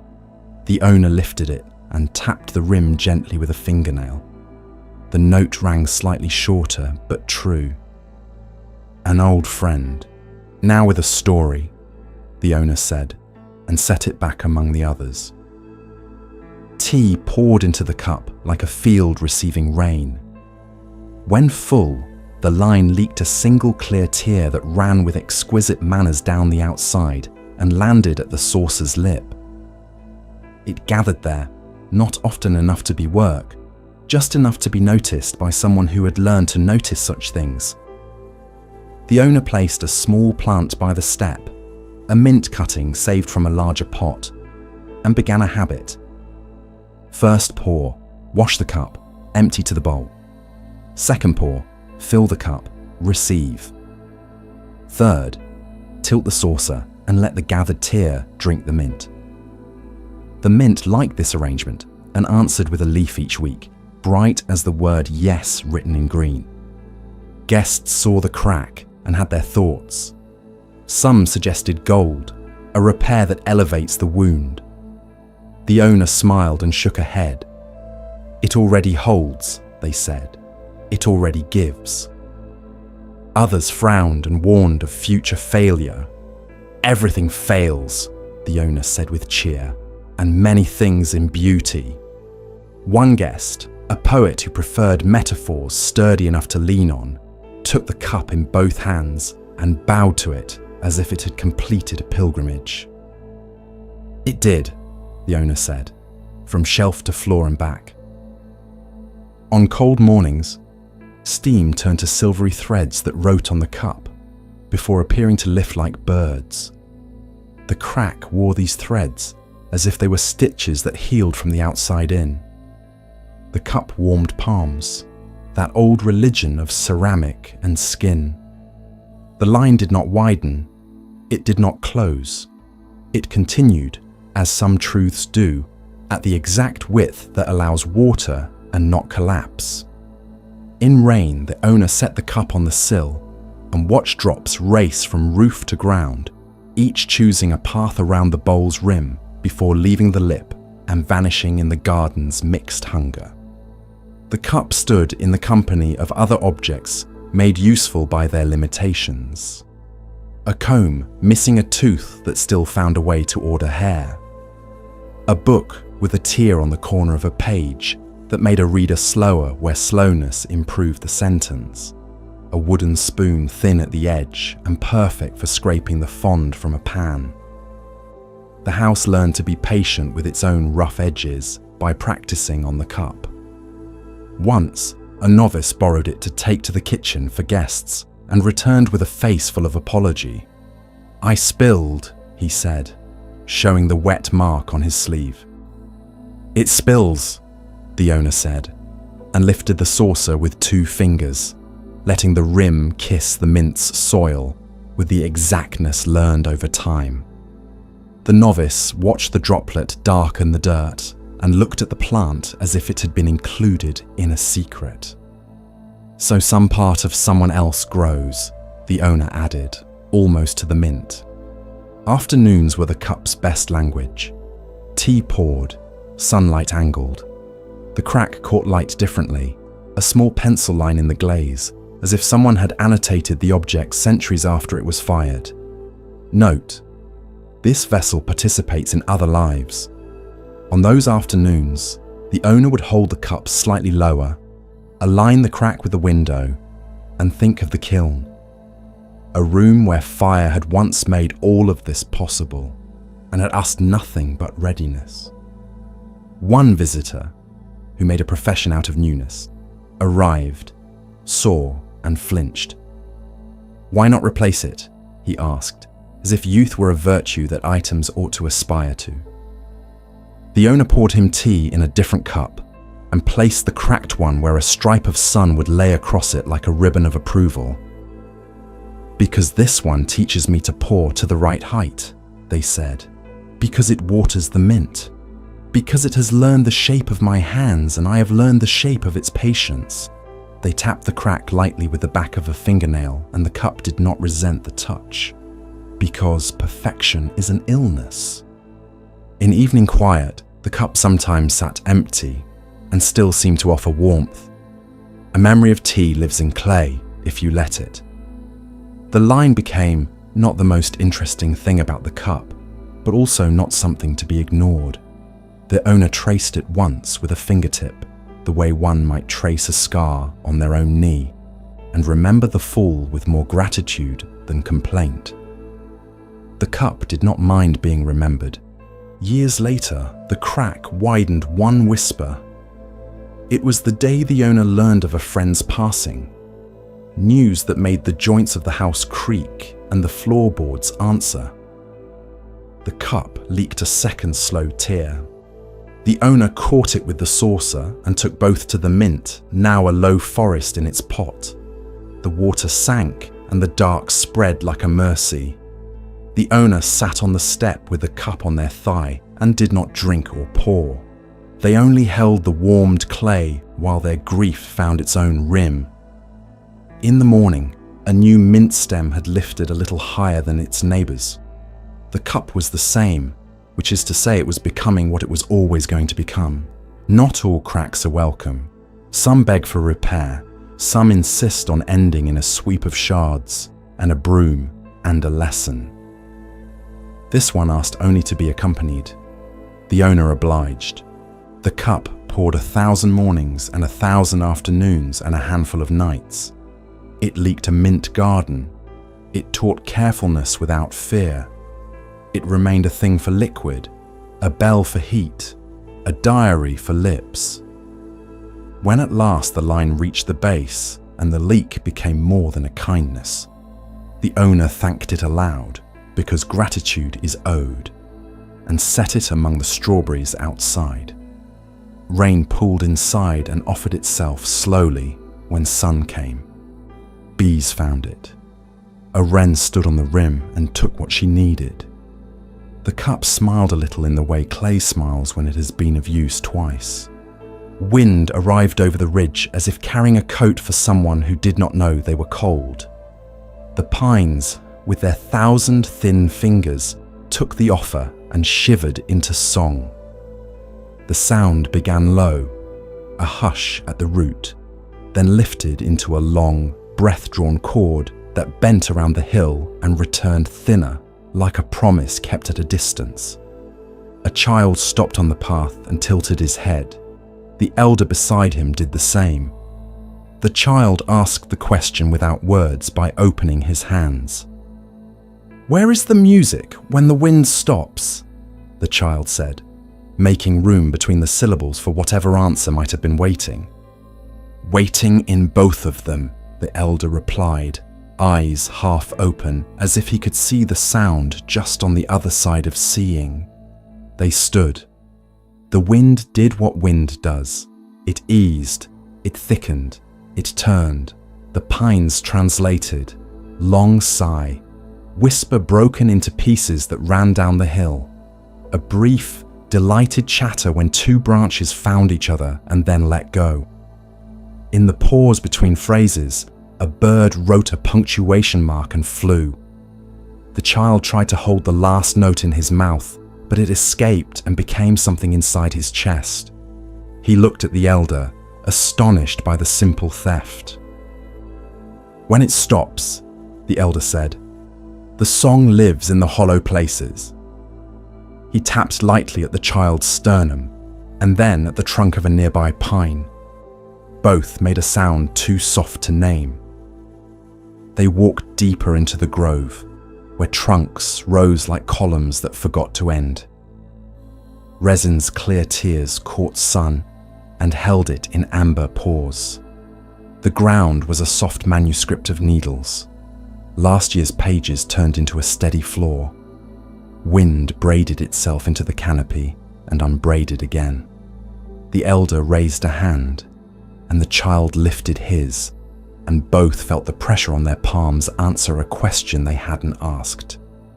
"Listen with your skin," the elder said. "Pines prefer that language." They came upon a fallen giant, its core red as a tongue of old fire. The wind washed over it, and the pitch notes changed, the song riding lower over the broad body, then lifting when it found the green on younger branches nearby. The child lay on the trunk and closed his eyes, his ear pressed to wood. The whole tree hummed like a low bell struck by weather from far away. When the wind paused, the hum continued, softer, the way warm metal remembers being touched. "Why do they sing?" the child asked, eyes still closed. "Because they are here," the elder said. "Because the world asks and they answer. Because sound is how breath proves itself." He placed his palm on the trunk near the child's ear and felt the leftover tone arrive in the bones of his hand. "And because they like it." A wind from the opposite direction found them, and the song changed key. The elder smiled at the simple miracle of variance, how the same needles, the same wood, made a different chorus with a different friend. He told the child to move 2 steps to the right and listen again. The child gasped softly, the way one does when a familiar room is discovered to have a secret door. The sound was fuller here, and here it nudged at the belly, and here it brushed the lips as if someone had said his name and not said it. By the edge of the grove, a group of travelers had stopped to argue directions. The map they held gave them more lines than the world, and wind kept trying to turn the paper to a song. The elder stood a little away and waited for their noise to learn the lesson the pines taught about intervals. It did, and one of them, infected by the length of the notes above, lengthened his words until the others could step into them. They chose a path that was probably wrong and would be right to the extent that it could be walked with kindness. They ate under the tall ones at noon, rice shaped by hands into small moons, pickled plum bright as an answer, water lifted cool from a canvas bag. The wind took their wrappers and set them down again 2 paces away as a reminder, and they retrieved them with a bow to the teacher who had requested it. Between bites, the child whistled, tentative at first and then truer, finding a pitch that the trees were already holding. The elder whistled a third above, and the pines made a chord with both, and a passing dog, unmusical by reputation, threw his head up and sang along in a key so honest it improved everything. Afternoon heat lowered the wind to a drone, and the pine song rode it, steady as a boat's long oar. The elder spoke about winter when ice had worn the trunks a little and the wind's teeth were sharper. The song then was starker, almost a warning, and the ears took it seriously and pulled coats tighter on children who pretended bravery. In spring, the male cones threw pollen into the song, a golden dust that turned sunlight into visible breath. In autumn, resin thickened and the notes grew husky, as if the trees were speaking with full mouths. Near dusk, the wind stilled like a finishing gesture, and the grove returned to its held breath. The silence wasn't blank. It had shape, the exact negative of the song, a mold from which the next breeze could be poured. The child looked to the elder, and the elder nodded toward his own chest. The child listened there and found the same song waiting at a lower volume, his ribs the reeds, his lungs the bellows. He moved his tongue, and the song moved without needing to be improved, and he smiled because he had located something he would never be able to lose, even on streets with no trees. They stood to leave. The elder put a hand on a trunk and left it there 3 heartbeats, the way one thanks a friend who has told a story, and placed it exactly where it belonged. The child gathered a small handful of shed needles and rubbed them between his palms to free the perfume. Sharp, clean, a note that said, "Winter has a sweetness most people forget to taste." He held his palms to his face and breathed until the song began again in the smallest wind, the one made by his own inhale. That night, in the quiet house, the child heard the pine's voice in the gap under the door, in the thread of air from the window's imperfect seal, in the way the blanket sighed as it settled. The elder heard it too, in the silence between the tick and the tock, the music sitting patient in both wind and wood, the waiting and the singing the same instrument. The fox began as an ember at the edge of the garden. There and not there, a red thought the dusk had chosen to keep. He was thin, but not desperate, his tail a question mark with an answer folded inside. On the first night, he came and went the way clouds change a hill's mood, silently, absolutely. The novice, leaving the hall with a bowl of rice for the compost, felt the gaze before he saw the animal and stopped as if someone had placed a hand flat on his chest without threat. They looked at each other across a respectful distance made of air and wariness and the soft sound of frogs testing their voices. The novice set the bowl by the stone lantern and stepped back 5 paces, then sat. He did not call out. He did not look directly at the fox. He looked at the ground between them as if admiring the simple art of gravel. After a long, unhurried wait, the fox came forward 2 steps and then sideways 1, a dancer's choice that let him keep escape on his breath. He put his nose in the bowl, decided it was not a trap, and ate the way dignified creatures eat when someone is watching, without fuss, without apology, without pretending not to be hungry. When finished, he lifted his head, and the lamps caught his eyes and made 2 brief coins. He disappeared into his own certainty. The novice came again the next evening. Same bowl, same place by the stone. He sat, this time with his knees a little wider, his breath less interested in being noticed by itself. The fox arrived later and stayed longer. On the 3rd night, the bowl held a scrap of fish, and the smell made the distance seem more negotiable to both of them. The fox ate and then lay down just beyond the lamp's circle, facing away from the novice, a compliment in the language of fear, as if to say, "You are not the only thing I am watching."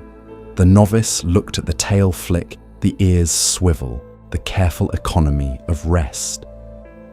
By the 7th night, the fox ate with only his usual caution, and the novice had learned to sit without inventing a lesson to justify his patience. His teacher passed once at a distance and did not break the line with a word. Later he said, "What you are sitting with will teach you what you are sitting with." The novice thought he understood and then let himself not understand, and the not understanding felt like a clean room. One night, rain trimmed the air to a fine edge. The fox arrived wet, and water beaded on his whiskers, as if the world were stringing him for a celebration he hadn't asked for. He limped a little. The novice noticed and kept his breath shaped like usual. He did not move the bowl. He let the fox make his own math about pain and need. After the food, the fox sat and lifted the sore paw, revealing a thorn broken off at the pad. The novice felt the human urge to help press hard into his fingers. He did not move. He made a bowl of his lap with his hands instead and breathed into it. The fox lay down and, this is how trust shows itself when it chooses, placed the hurt paw inside the bowl of the novice's hands. The thorn was small and vicious as some thoughts. The novice lifted it with 2 fingers, slow as the minute hand, and the fox did not retract. He pressed the pad to stop the tiny blood with the pad of his thumb, and the fox blinked, that long cat-like blink that means a mutual truce. They stayed like that. 2 animals, with a history borrowed from the different books, sharing a paragraph. From then, the fox came most evenings, except when he had business the novice could not imagine. He brought news written in smell and sound. Pines had fallen. Voles were foolish today. The creek had tried a new song. Someone had left fish scales by the bridge. The novice brought the news he knew. The bell had been kind to the fog. The cook had poured soup thick with mushrooms. The door had moved slower and made people gentle. Neither understood the words exactly, but both understood being understood. The novice learned to sit with more than foxes. He sat with a thought that used to run whenever he looked at it. After 7 nights, it came closer and let him remove the thorn that had called itself principle, but was merely habit. He sat with anger the way he had sat with the animal. Food first, kindness, distance until distance asked to be less. The anger ate and became other things. Grief, then a memory of laughter so loud it had embarrassed him, then sleep. He sat with fear and learned its twitching ears, its tail counting secrets. He learned precisely the space to leave, so that fear could someday lie down and put its sore paw where help was. Once, after a long winter of absence, the fox arrived with a belly that spoke of lean months managed with skill. He looked older by a whisker, and more exactly himself. The novice realized he had also aged by a whisker in that way only patience reveals. The face unworried by waiting, the spine that had learned not to narrate its own aliveness every minute. He set down the bowl, and the fox ignored it. Instead, the animal circled behind him and sat where he could see the door of the hall. Together, they watched people enter, hurried and then slow, carrying and then setting down, sad and then breathing. The teacher found them thus, that triangle of hall, novice, fox, and stood long enough to become part of the geometry. Not taming, he said softly, as if to the air. Greeting. The novice bowed without moving. The fox closed his eyes and opened them again, a bow more exact than bows. In time, there were evenings with no fox. The novice set the bowl anyway and sat anyway, not for the animal, not even for the expectation of his own quiet, but because the place had learned to shape him into someone who could receive whatever came without argument. Sometimes a stray cat came and swore at him in its dialect and ate with theatrical suspicion. Sometimes rain filled the bowl and watered the moss that had been making a slow empire on the lantern's base. Sometimes nothing changed but the light. On those nights, he discovered that his heart had kept the shape of a small red animal sitting at the edge of fear, and he could be gentle to that animal even when it was him. When the fox did not come for many days, he worried, and then he remembered the river's way with leaves, carry, eddy, release. He left fish in the bowl until fish was no longer kindness. He sat. One evening, Just when memory had stopped enlarging the animal into a myth, the fox arrived and sat as if he had been there always, which in a sense he had. The novice did not reach.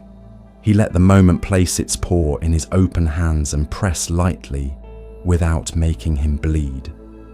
They stayed like that until the bell called the hour, and both turned their heads toward it, startled, and not startled at how much they agreed on what to do next. The temple door was a broad plank of cedar, burnished by hands and seasons, fitted to its frame with a humility that never stopped learning.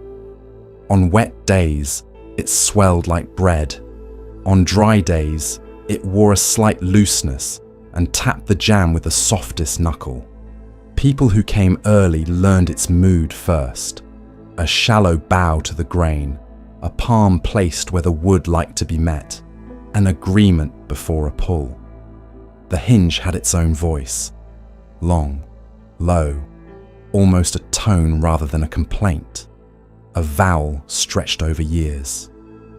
Children tried to imitate it and could not.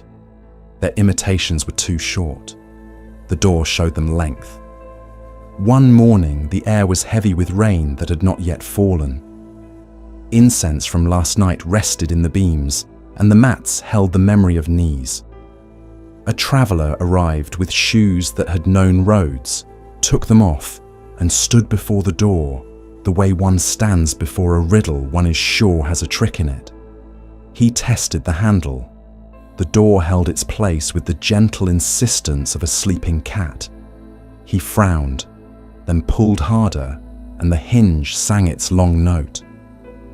He winced, as if he had hurt it.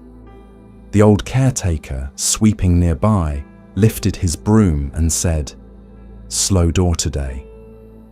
"How slow?" the traveller asked, embarrassed by his hurry showing through. "As slow as your breath can be," the caretaker said, and swept another stroke that sounded like rain learning its lines. The traveller put his palm to the wood. It was cool and a little damp, a tree's memory of fog. He inhaled and felt the inhale rise too quickly, then let it go and started again. Hand on wood, breath lowering, shoulders remembering their own weight. He pulled when his exhale reached the rib's soft bottom. The door agreed to move, as if the pull had been thought of yesterday. The hinge's song arrived, long, unbroken, the exact length of the exhale, and the opening widened to a width that matched kindness. He stopped pulling there and stepped through. Inside, the quiet accepted him with no remark. All day, the door taught. Monks with baskets learned to lean the body before the hand, to let the hips and spine whisper to cedar what the fingers could not insist upon. Children, wild with a good game, skidded to a halt and remembered to be hosts to their own feet. An old cat, whose whiskers were a set of rulers, slipped through the lowest corner with a dignity the door admired. Late in the afternoon, a gust came down from the ridge and tried to be clever. The door met it with simple physics and an extra note from the hinge, lower this time, as if the wood had dropped into a deeper octave. A carpenter came on a midweek when the air was all edges. He carried camellia oil in a small bottle and a cloth that had seen many hinges. He touched the pin with a fingertip, the way one tests soup. "Dry," he told no one. He unseated the pin a hair, lifted the door with his shoulder in a practiced tenderness, breathed once, and set the pin back with a whisper. He rubbed the camellia along the hinge, and the metal drank it with gratitude. The next opening drew out a softer tone, the hinge remembering its childhood. The carpenter stood back, not proud, only pleased that a friendship had been mended. "Doors have seasons," he said, wiping the bottle's neck. "So do bodies." In summer, the door moved easily, a lake surface when nothing has yet thrown a stone. People made the mistake of pushing it fast and found the room too bright all at once, their thoughts startled like fish. The caretaker taught summer's pace by example, a hand that never jerked, a wrist that remembered circles. In winter, the door was firmer, storing cold in its fibres and asking for palms first, then shoulder, then the long exhale. "Do not argue with wood," the caretaker would say to the novices, tapping the frame. "It will win by staying." Sometimes the door stuck halfway open and stayed there, an invitation balanced on the breath. Voices from the hall drifted through the gap as if poured from a low teapot. The gap's edge caught a thread of sun and turned it into a rule across the floor. On those days, two people meeting at the threshold learned the art of yielding. One stepped aside and offered the gap. The other declined with a bow and widened the space with his palm. The door taught them conversation without syllables. A woman came with grief that made her hurry look like rescue. She reached for the handle, and the door resisted, kindly. She set her forehead against the wood and found it cooler than her thoughts. The hinge held its tone like a note that had not yet decided where to land. She followed it down and pulled with the bottom of her lungs. The opening was not dramatic, it was sufficient. Inside, the grief did not leave. It took a seat where it could see the garden and breathe more slowly than before. Once, a storm threw itself at the valley. The door did not become a wall. It creaked and bowed and admitted gusts, as if the wind were an impatient guest who would be offered tea if he would only sit. After, when branches were counted and paths were swept, the caretaker went to the door with his cloth and oil and a conversation he had saved. He placed his ear against the panel and listened to the story the grain wanted to tell. Centuries of rain, the axe's first cut, sap's last rise in spring, the way children's hands polish wood without trying.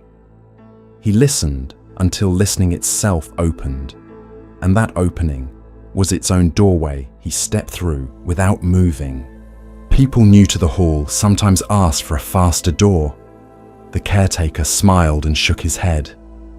"When we made it slower," he said, "the room got bigger." They did not understand until they had been in the room for a season, learning how the slow door matched the long chanting, the steady chop of vegetables, the way night itself lifts only when it is ready. A quick door betrayed the bowls, spilling people into the space like rain off a roof. A slow door made an inhale first so the room could receive. Even after years, someone in a hurry would throw a shoulder at the wood and the hinge would complain in a torn voice. The caretaker would come later with his oil and with a hand on the bruise in the grain. "We have all been shoved," he would murmur, and his own breath would lengthen to the old vowel until the metal forgave the day. At last light, the door gathered the day behind it. One final opening, one final long tone like a bow drawn slow across a string. It swung to its place and kissed the jamb with a soft, exact sound that made some people glance up without knowing why. The room, left to itself, breathed once, then settled. Outside, the stars took their time appearing. The door did not hurry them. It understood that even light prefers a slow threshold. Before dawn, the shore lay like a dark sleeve beside the sea, and the thread of the tide slipped in and out without catching. The fisherman sat on an upturned crate with the net in his lap, needle in his hand, and the patient posture of someone who knows how long actions actually take. His lantern made a small island of light where twine showed its frays and knots returned to being names rather than habits. Square knot, clove hitch, sheep bend, fisherman's knot. Names that once had been jokes in a younger mouth and now were shelves in his hands where work could rest.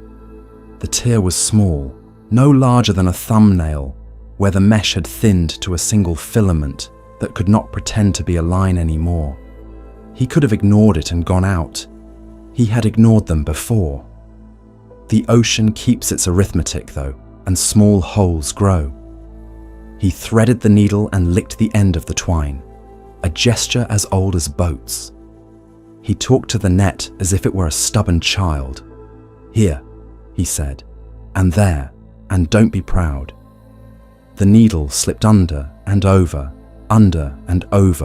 his thumb pressing, his other fingers making a music with the string. The sea moved without needing to be watched. A single wave reached a little farther and then remembered itself. In the east, a line like the lid of an eye thought about lifting. The fisherman's back, shaped by mornings, didn't complain. It spoke in a language of small adjustments, one knee higher, one shoulder lower, breath that knew how to stay, while hands did precise things. He had a basket beside him of other pebbles life had handed him, a mended oarlock, a scarf his daughter had knit, a plum wrapped in paper, still cool from the cellar. A boy came with the curious gait of the young, a question moving ahead of him like a dog. "It's only a little hole," he said, crouching to look, voice pitched for teasing because questions feel less dangerous when they wear a grin. "It is only a little morning," the fisherman answered, not lifting his eyes, "and yet here we are." The boy sat. He put his hand under the repaired line and felt the rejoined strength, the way twine used its memory to embrace itself. "How do you know where to begin?" he asked, swallowing the grin without losing his warmth. "Begin where the thread is honest," the fisherman said, pushing the needle through and drawing the twine snug. "Not where you wish it were." He held the net up so light could show him what no light can fix. "You mend from true edge to true edge, or the lie grows." They worked in quiet. A gull placed its feet carefully on the wet sand and left hieroglyphs. The boy tried a knot and made it clumsy, and then less clumsy, and then right. His breath changed without his permission, a steadying he noticed, and did not ruin by noticing. The fisherman repaired the final cross and put his thumb to the joint. He tugged, gentle and sure. The net accepted the world again at that place. He checked along the breadth for other untruths. Here, a twine rubbed thin where a rock had introduced itself under green water. There, a place where haste had been invited last week and now needed apology. The needle spoke the dialect of repair until the net, though still old, had no more lies in it. He turned the mesh in his lap and looked at it the way a mother looks at a child asleep, not judging, only memorizing. "Why do you mend them yourself?" the boy asked, watching the older hands with their map of nicks and the soft pad on the thumb that had become a tool of its own. "So my hands remember the holes while I'm at sea," the fisherman said, "so I know where gentleness will be required, where not to ask too much." He folded the net once, twice into the tub. "So I remember everything is held together by attention." Out on the water, the net unfurled like a thought that had learned enough to be shared. It sank with the grace of a habit that never had to be hidden. The sun climbed. The boat found the line between swell and took it as its path. When they hauled the net, it came up shining with 1,000 silver commas, fish that flickered and wrote quick stories with their bodies. The fisherman sang a line that had been sung before him and would be sung after. Something about the goodness of brine and the way the sun tastes when it sits on the shoulder. The boy sang along, always a half beat behind and catching up. They sorted, fish for the basket, fish too small back to the alphabet of water. A crab with opinions received a respectful retreat. A shell perfect as an ear was admired and returned. "We ask," the fisherman said, shaking the mesh, "and we give back." He looked for tears made in the asking and found none that could not wait until shore. The boy's knot held, a small competence that enlarged his chest by a notch. In the afternoon they returned, the net folded in its tub, like a book that had been read well. On shore, the fisherman hung it over the posts and let the wind right through it. He checked the mesh once more. Habit, love, and then sat to mend the nick he had marked with his eye. The boy brought him the plum, and they shared it. Tart and sweet at once, the juice running down to the cuff and making their hands sticky, their laughter simple. Evening softened the ropes. Women came with baskets and coins and news. A few fish would become soup. A few would live in a pan with ginger that had travelled 1,000 miles in a held open palm. The fisherman took the smallest, cleaned it with quick reverence, and carried it to the shrine by the road. He laid it there and bowed, not because the gods eat, but because gratitude mends something a net cannot touch. At night, he hung the net in the shed where lantern light made a map on the floor. He stood under it and saw constellations. Orion, if Orion had been born by water, a Milky Way turned to twine. He thought of the sky's own net, how it catches light years and lets them fall into eyes that are ready. He blew the lantern out, and the darkness received him with its broad patience. The next morning there would be new phrase, and another small lie would need to be told the truth. He would lift the needle when the birds began their arguments and set it down when the coffee had nothing left to say. The ocean would keep asking. His net would keep answering. Some tears would be mended with twine, some with the straightening of a thought, some with the word sorry given where it had been saved too long. In every repair, something wider than fish came through. The cup had a line in it so fine that at first it was only a rumour the lip told the thumb. When the light fell across it at an angle, the line confessed itself, a pale thread from the rim to almost the base, a scar with the dignity to be quiet. It had not always been there. It had arrived one winter afternoon when a sleeve brushed the drying rack and a small jolt found the cup. The sound it made was not dramatic. The owner lifted it and tapped the rim gently with a fingernail. The note rang slightly shorter, but true. "An old friend, now with a story," the owner said, and set it back among the others. Tea poured into the cup like a field receiving rain. When full, the line leaked a single clear tear that ran with exquisite manners down the outside and landed at the saucer's lip. It gathered there, not often enough to be work, just enough to be noticed by someone who had learned to notice such things. The owner placed a small plant by the step, a mint cutting saved from a larger pot, and began a habit.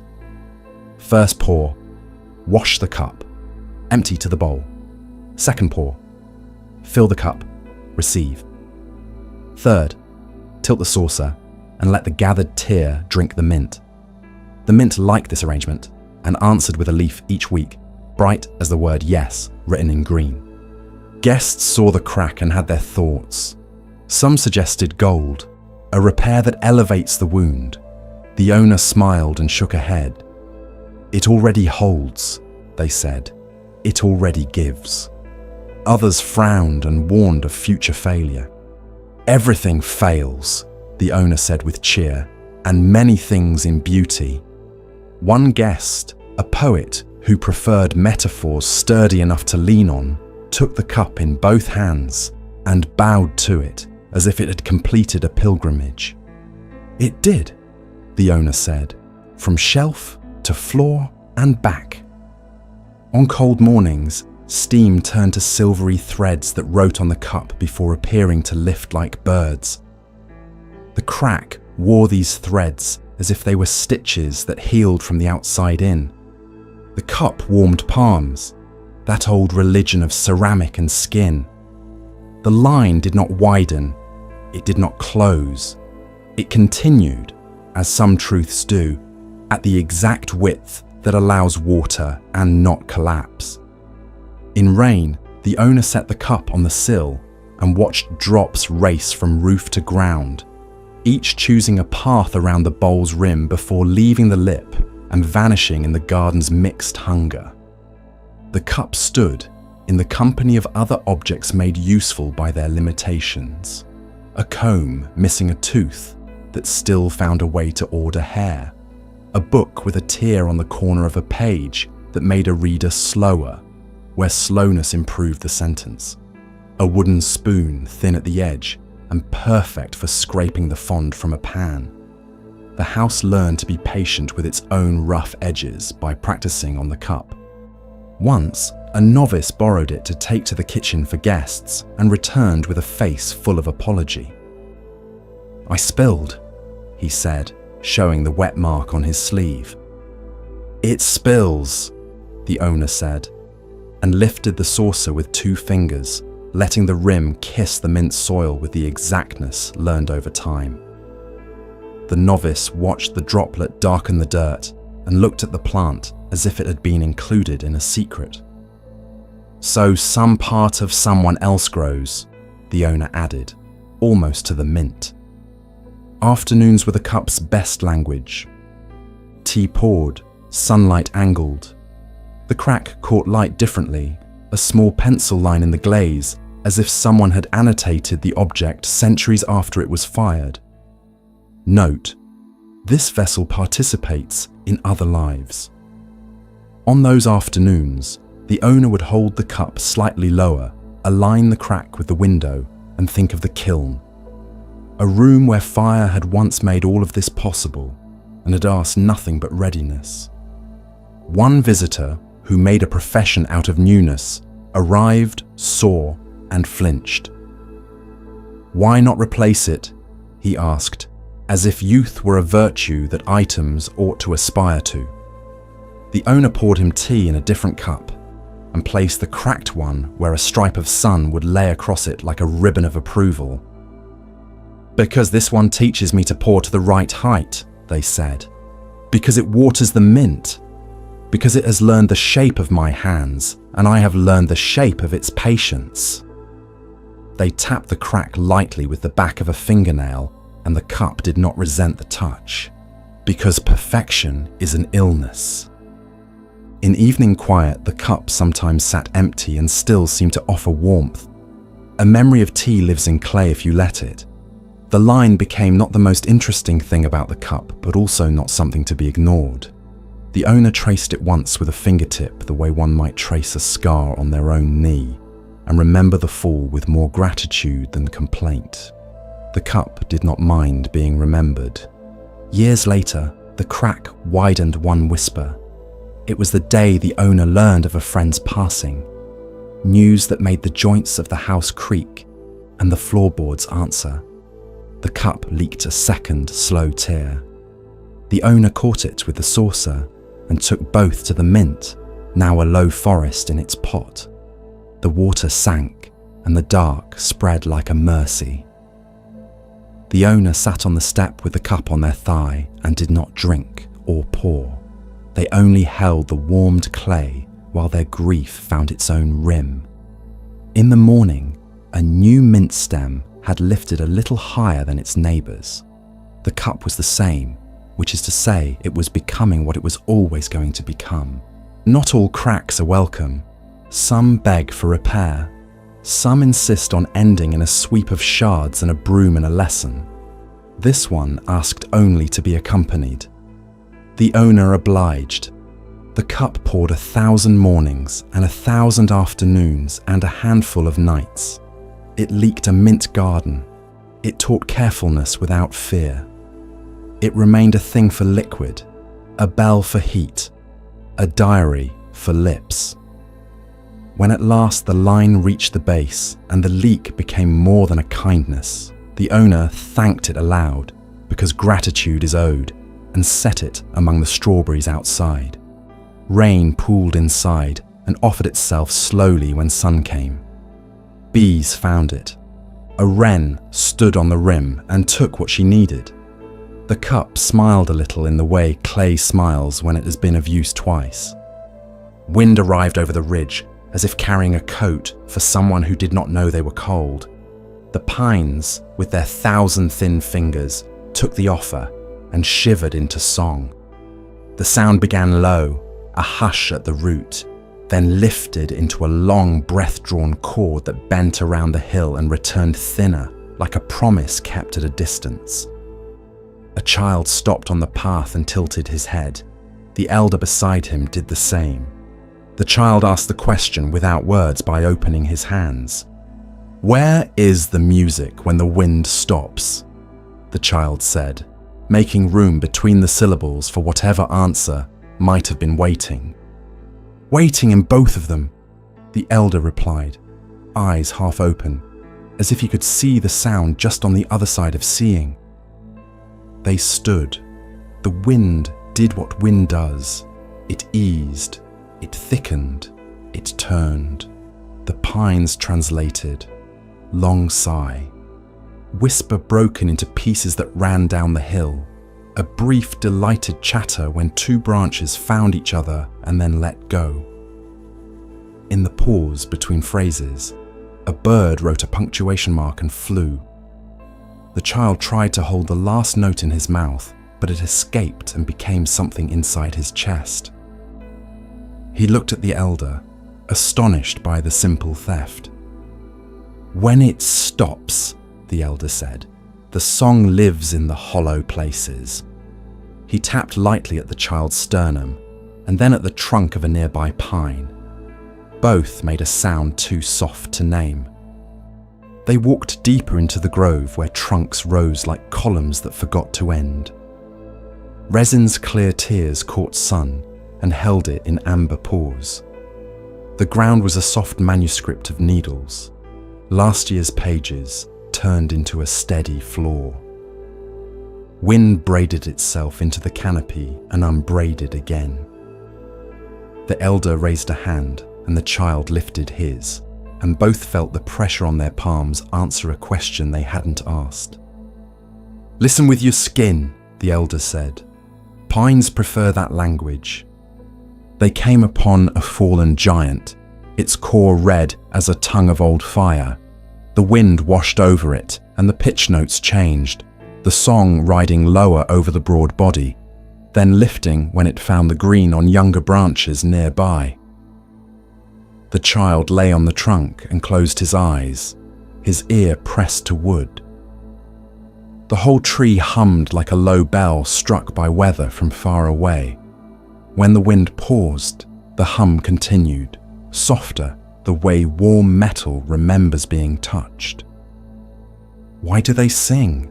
the child asked, eyes still closed. "Because they are here," the elder said. "Because the world asks and they answer. Because sound is how breath proves itself." He placed his palm on the trunk near the child's ear and felt the leftover tone arrive in the bones of his hand.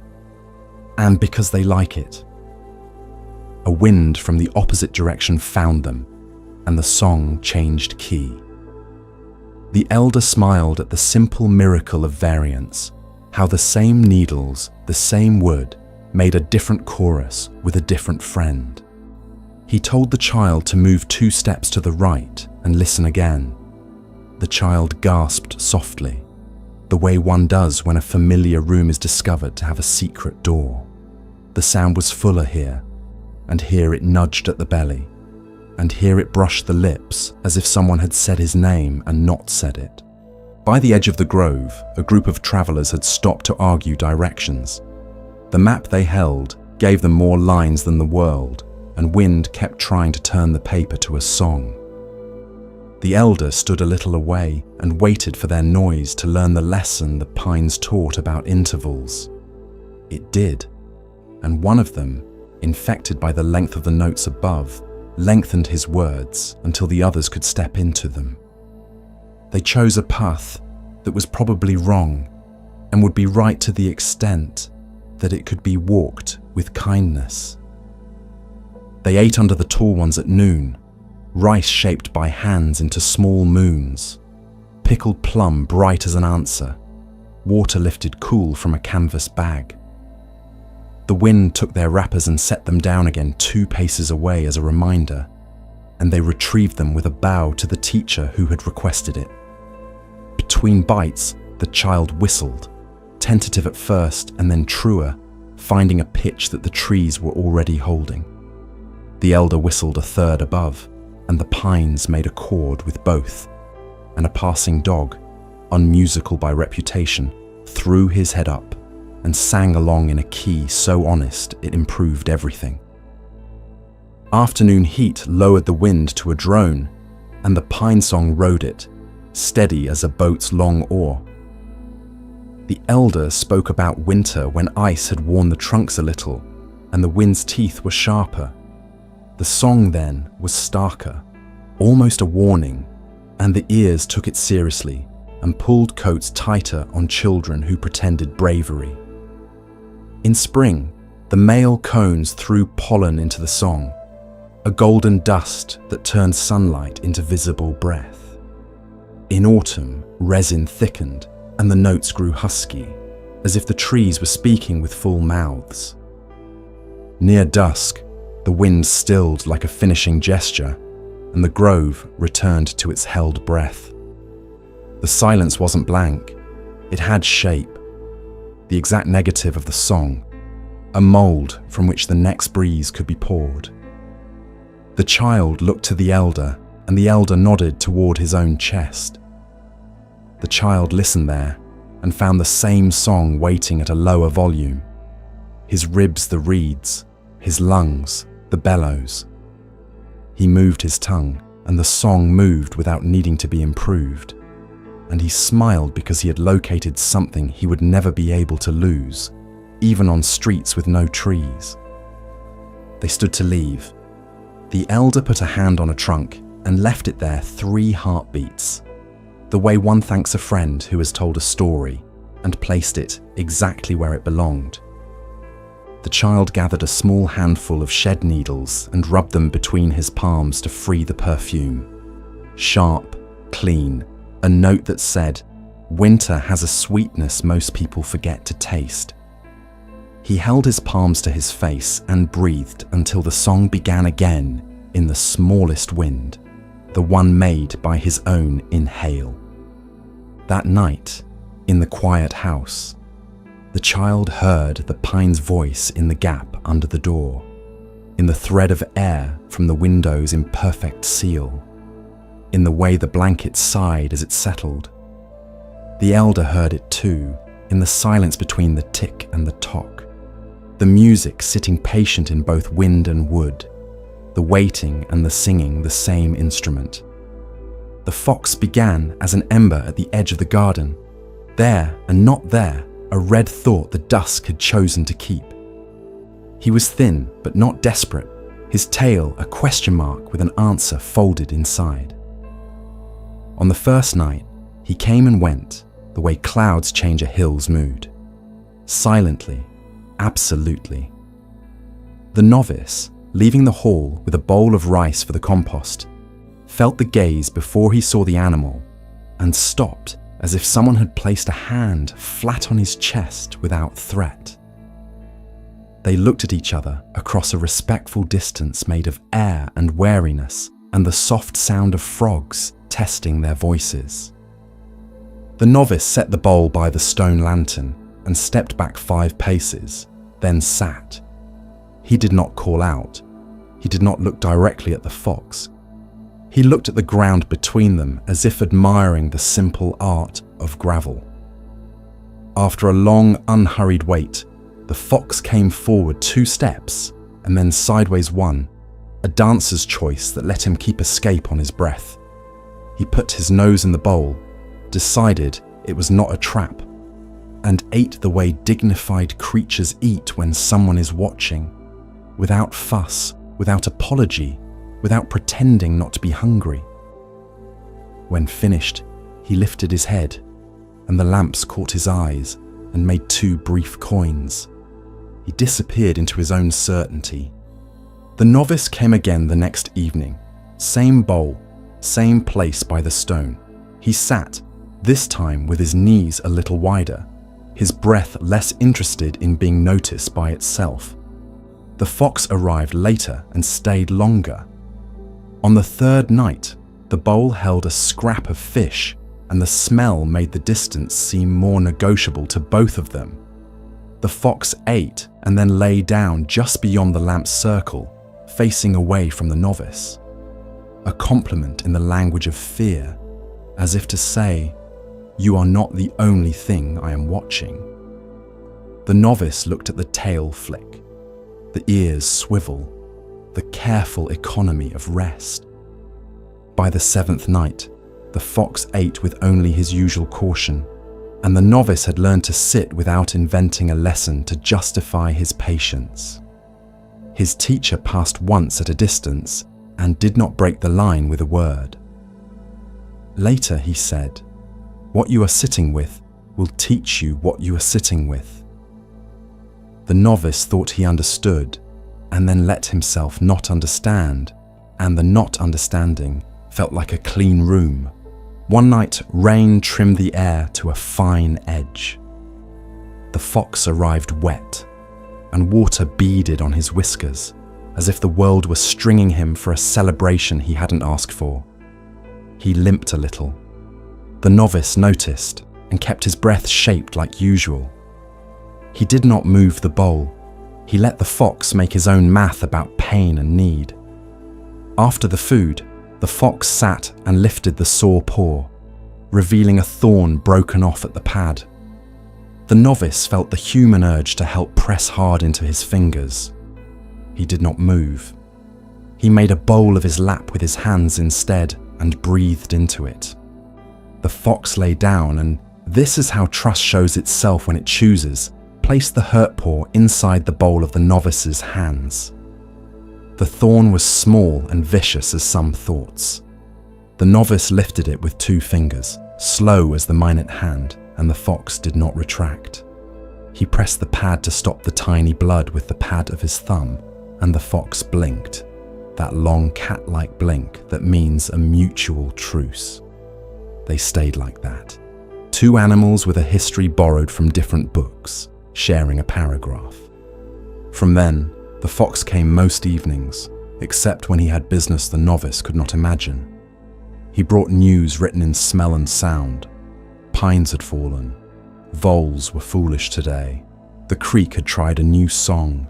Someone had left fish scales by the bridge. The novice brought the news he knew. The bell had been kind to the fog. The cook had poured soup thick with mushrooms. The door had moved slower and made people gentle. Neither understood the words exactly, but both understood being understood. The novice learned to sit with more than foxes. He sat with a thought that used to run whenever he looked at it. After 7 nights, it came closer and let him remove the thorn that had called itself principle, but was merely habit. He sat with anger the way he had sat with the animal. Food first, kindness, distance until distance asked to be less. The anger ate and became other things. Grief, then a memory of laughter so loud it had embarrassed him, then sleep. He sat with fear and learned its twitching ears, its tail counting secrets. He learned precisely the space to leave so that fear could someday lie down and put its sore paw where help was. Once, after a long winter of absence, the fox arrived with a belly that spoke of lean months managed with skill. He looked older by a whisker and more exactly himself. The novice realized he had also aged by a whisker in that way only patience reveals. The face unworried by waiting, the spine that had learned not to narrate its own aliveness every minute. He set down the bowl and the fox ignored it. Instead, the animal circled behind him and sat where he could see the door of the hall. Together they watched people enter, hurried and then slow, carrying and then setting down, sad and then breathing. The teacher found them thus, that triangle of hall, novice, fox, and stood long enough to become part of the geometry. "Not taming," he said softly, as if to the air. "Greeting." The novice bowed without moving. The fox closed his eyes and opened them again. a bow more exact than bows. In time, there were evenings with no fox. The novice set the bowl anyway and sat anyway, not for the animal, not even for the expectation of his own quiet, but because the place had learned to shape him into someone who could receive whatever came without argument. Sometimes a stray cat came and swore at him in its dialect and ate with theatrical suspicion. Sometimes rain filled the bowl and watered the moss that had been making a slow empire on the lantern's base. Sometimes nothing changed but the light. On those nights, he discovered that his heart had kept the shape of a small red animal sitting at the edge of fear, and he could be gentle to that animal even when it was him. When the fox did not come for many days, he worried, and then he remembered the river's way with leaves. Carry, eddy, release. He left fish in the bowl until fish was no longer kindness. He sat. One evening, just when memory had stopped enlarging the animal into a myth, the fox arrived and sat as if he had been there always, which, in a sense, he had. The novice did not reach. He let the moment place its paw in his open hands and press lightly without making him bleed. They stayed like that until the bell called the hour, and both turned their heads toward it, startled and not startled at how much they agreed on what to do next. Snow began in the blue hour, when roofs have not chosen their color, and the world breathes like a sleeping animal. It fell with the politeness of ash, but the warmth of feathers. One flake agreeing with another until the ground was persuaded into softness. The monk crossed the courtyard just once before night, for a bucket left under the eaves and the lantern he preferred to bring inside. His steps pressed small ovals into the fresh skin of the world and disappeared into the dark hall. The snow went on with its patient work. Before dawn, wind lifted the corners of the drifts and set them down again, as if rephrasing a sentence for clarity. A fox wrote in loops along the garden wall, tail lowering its own calligraphy between the prints. A child woke early, opened a door with the care taught by winter, saw the immaculate brightness, inhaled as if given a new lung, and then remembered to close the door without stepping through. The path held its breath. Sun edged up and laid a pale coin on the ridge. The monk stepped out with the broom and then did not sweep. He stood where he had walked last night. His footprints lay there, softened into suggestion. No edges, only pale hollows that had exchanged certainty for kindness. He bowed, not to himself, not to the snow, but to the transaction between them. What was sharp had remembered it could be round. He followed his own route by feel, not need, noticing how the snow had answered stone differently than it answered moss. Over the flagstones it lay thin, crisp as a first page. Over the garden beds it lay deep enough to hide the fatigue of late autumn soil. The fox trail crossed his and entered the bamboo, a red thought punctuating white silence. A bird landed beside his print, left 3 quick arrows, and lifted. The arrows pointed to nothing but were precise about it. At the step of the hall, an old woman was already there with a shovel. She looked like a question mark answered by her own breath. "Today we leave some," she said, setting the shovel down and pushing a path only as wide as 2 quiet feet. "We leave most," he agreed. The new snow had made the place honest. To erase it would have been to insist the night had not done its work. They cleared the steps and aligned to the well. The shovel moved with the hush of a sleeve over silk. When a drift revealed the lip of a stone, the monk brushed it with his hand and felt the old cold rise. He thought of yesterday's words, the ones that had gone harder than intended, and how, even while he slept, the weather of the world had been sitting with them. He bent to scoop a handful of untouched snow, the way one picks up a letter that needs answering, and pressed it where regret had warmed his chest. The snow did what snow does, softened the heat without scalding it. On the path to the gate, the prints grew stranger. Someone had hurried late, heel deep, toes bitten in. Now, under the white, they looked like the memory of hurry rather than hurry itself. He stood and watched the sun catch on a million faceted surfaces and break into silver. A crow dropped into the snow, rolled as if remembering another life, then stood and shouted the joy of cold to no one who needed telling. A novice came out too fast, slipped at the corner, fell with an oof swallowed by the ground, and lay there laughing at the surprise of being unhurt. He stood and examined the new mark, a body-length impression like an angel who worked in a monastery, and bowed to it for the simple truth of its shape. "It is better now," he declared, and the old woman nodded, because sometimes falling is a kind of clearing. As morning warmed, the monk saw last night's prints blur further. In the blurring, the mind let go of its enthusiasm for defining. What had been him became someone, and then became feet, and then became shapes in snow, learning how to be water again. He walked where he had walked, stepping not to preserve or destroy, but to join. The past remained under the white, not erased, not ruling. The surface, for the moment, was invitation. He went beyond the gate to the lane that traced the stream. Fences had acquired hats. A plum tree wore winter like a bridal veil put on backward, the blossoms still a rumour in the tight fists of its branches. Along the bank, the water showed itself in reluctant strips, where current had kept the night at a distance. The strips reflected sky and were very blue.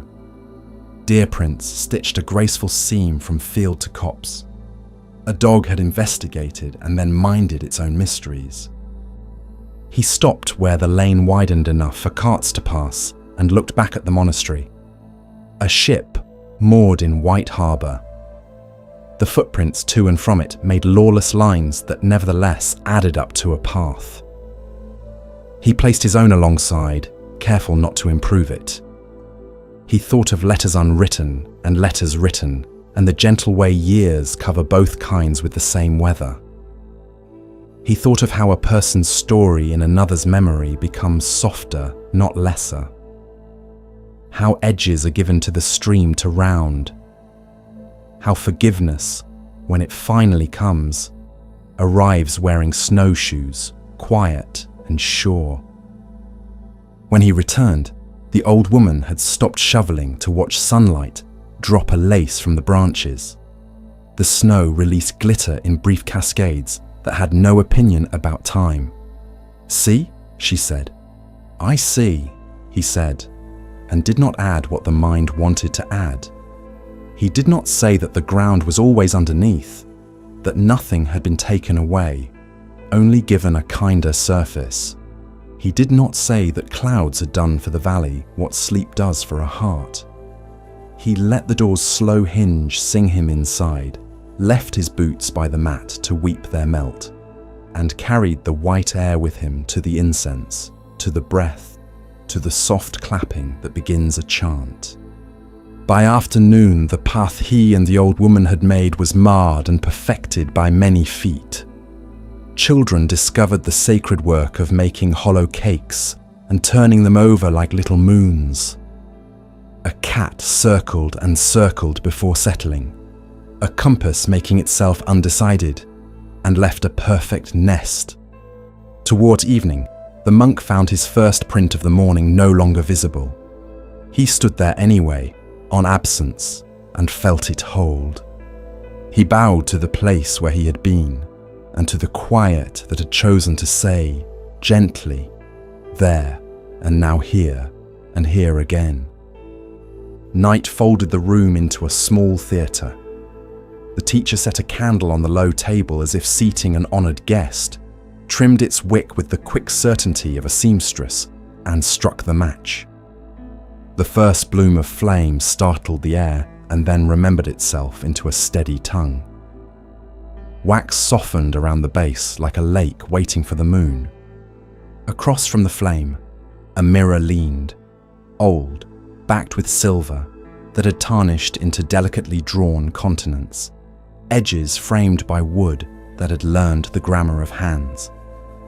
Dust lay on its face like a brief fog. The teacher lifted a cloth and with 3 slow circles wrote clarity without scouring. She did not erase the small scratches. They were the mirror's biography. She turned it until it faced the candle and sat back. Light met light. The students gathered, not too close, knees in crescent shapes around the table. The youngest leaned forward and saw himself suspended inside the mirror, held by the candle's small sun. Behind his doubled face were doubles of the others, all of them sitting softer in the glass, their worry reduced to a feature and not a climate. The flame lived on the wick and in the silver and on the bowls stacked beyond, on the knot in the floorboard, on the brass of the incense spoon. It lived everywhere it could rest without effort. The teacher placed another candle behind the mirror. She lit it from the first, flame kissing flame, no sharing required, and the room brightened. She moved the second candle slightly, and the mirror caught both in a layered depth. One bright, one ghosted, one waiting, as if the present were joined by its ancestors and its children. "Light does not arrive here," she said, tapping the glass lightly with a fingernail. "It reveals here." A moth contradicted the season and tapped the glass twice, making the smallest clucks. It could not find the flame it saw. It did not suffer for the not finding. The teacher opened the window a finger's width, and the moth refused freedom with the fatalism of moths. She cupped it gently, gave it a private hand night, and released it to a better darkness. The flame wavered and steadied, having learned this lesson many evenings and forgotten none. "Watch the mirror," she said, "and watch what watches." The youngest obeyed. He saw dust returning already, a soft grey constellation forming, even as clarity tried its brave work. He watched his own attention flicker and return. He saw how the scratches on the glass turned into rivers when the flame leaned, how a bruise deep in the silver made a small eclipse around the wick's reflection. He leaned until his breath fogged a crescent of the surface and saw the flame dim within that cloud. He waited without wiping. The fog thinned and the flame brightened again without any heroics. He learned something calm. "What happens when we turn the mirror?" she asked, and turned it a finger to the left. The flame fattened, then narrowed. Glare left 2 bowls and visited a third. The young one's doubled face slid and merged with another. "Angle changes answer," she said. "Light stays light." A student with a mind like a cat, curious, not easily told, rose. She walked behind the mirror and examined the second candle. Its flame was smaller, working on a new wick. She studied the iron stand, the way heat had discolored it, the way wax had spilled and been corralled by gravity into a shore.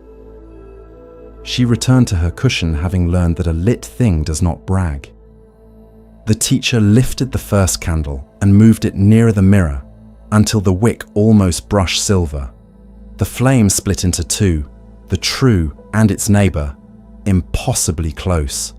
Between them, the narrowest seam of dark. She set the candle back. The gap widened and the 2 became one again. "Awareness and world," she said. "Sometimes you think they are different. Sometimes you cannot make a line, and you do not need to." She cupped her hand gently around the flame without smothering it, and the mirror grew warmer. The image glowed more gold, less white. "This hand is a thought," she said. "It changes the light by shaping the air, not by telling the flame what to do." She removed her hand. "Thoughts are weather. The flame keeps its reason for being." Wax folded upon itself as it melted, making a low mountain range around the base of the candle. Valleys where light pooled in small lakes. A line of smoke lifted when a bit of burnt wick fell, curled into a glyph, and then wrote itself invisible into the ceiling. The mirror recorded every shift. The teacher trimmed the wick with her snuffer. The flame steadied, smaller, cleaner, less smoke chasing itself.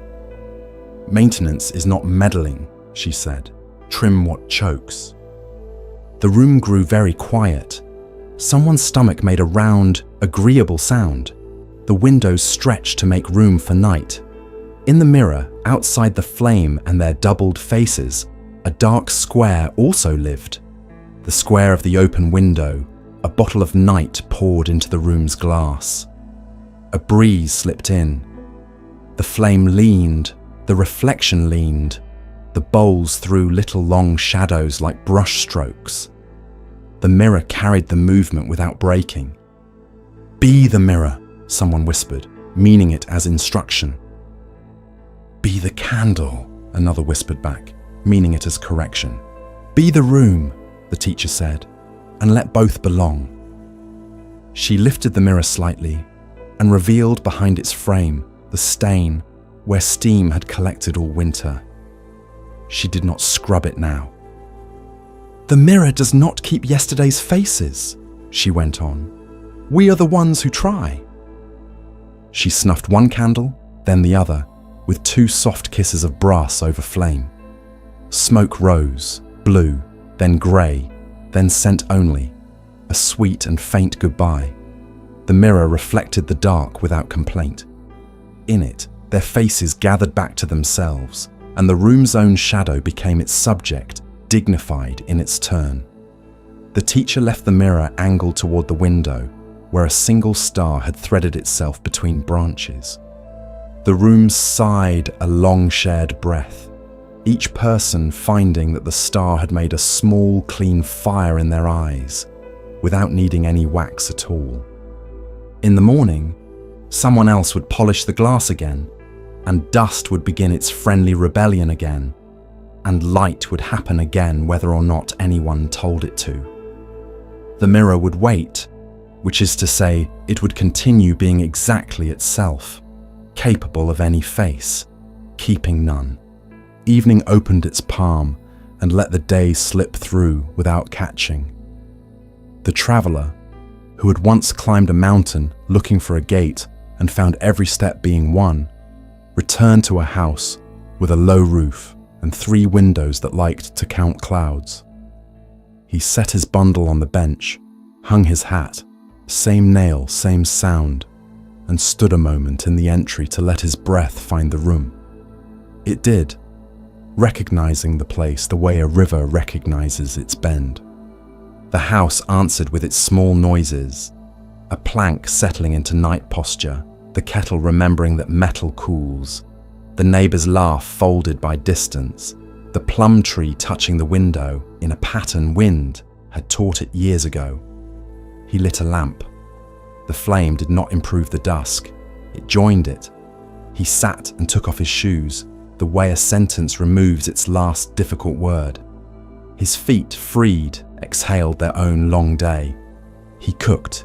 This meant rice and a little fish, a slice of pickled radish that sang a high note over the low song of grain. Water poured with a good wrist. Steam rose and drew maps on the window. He ate.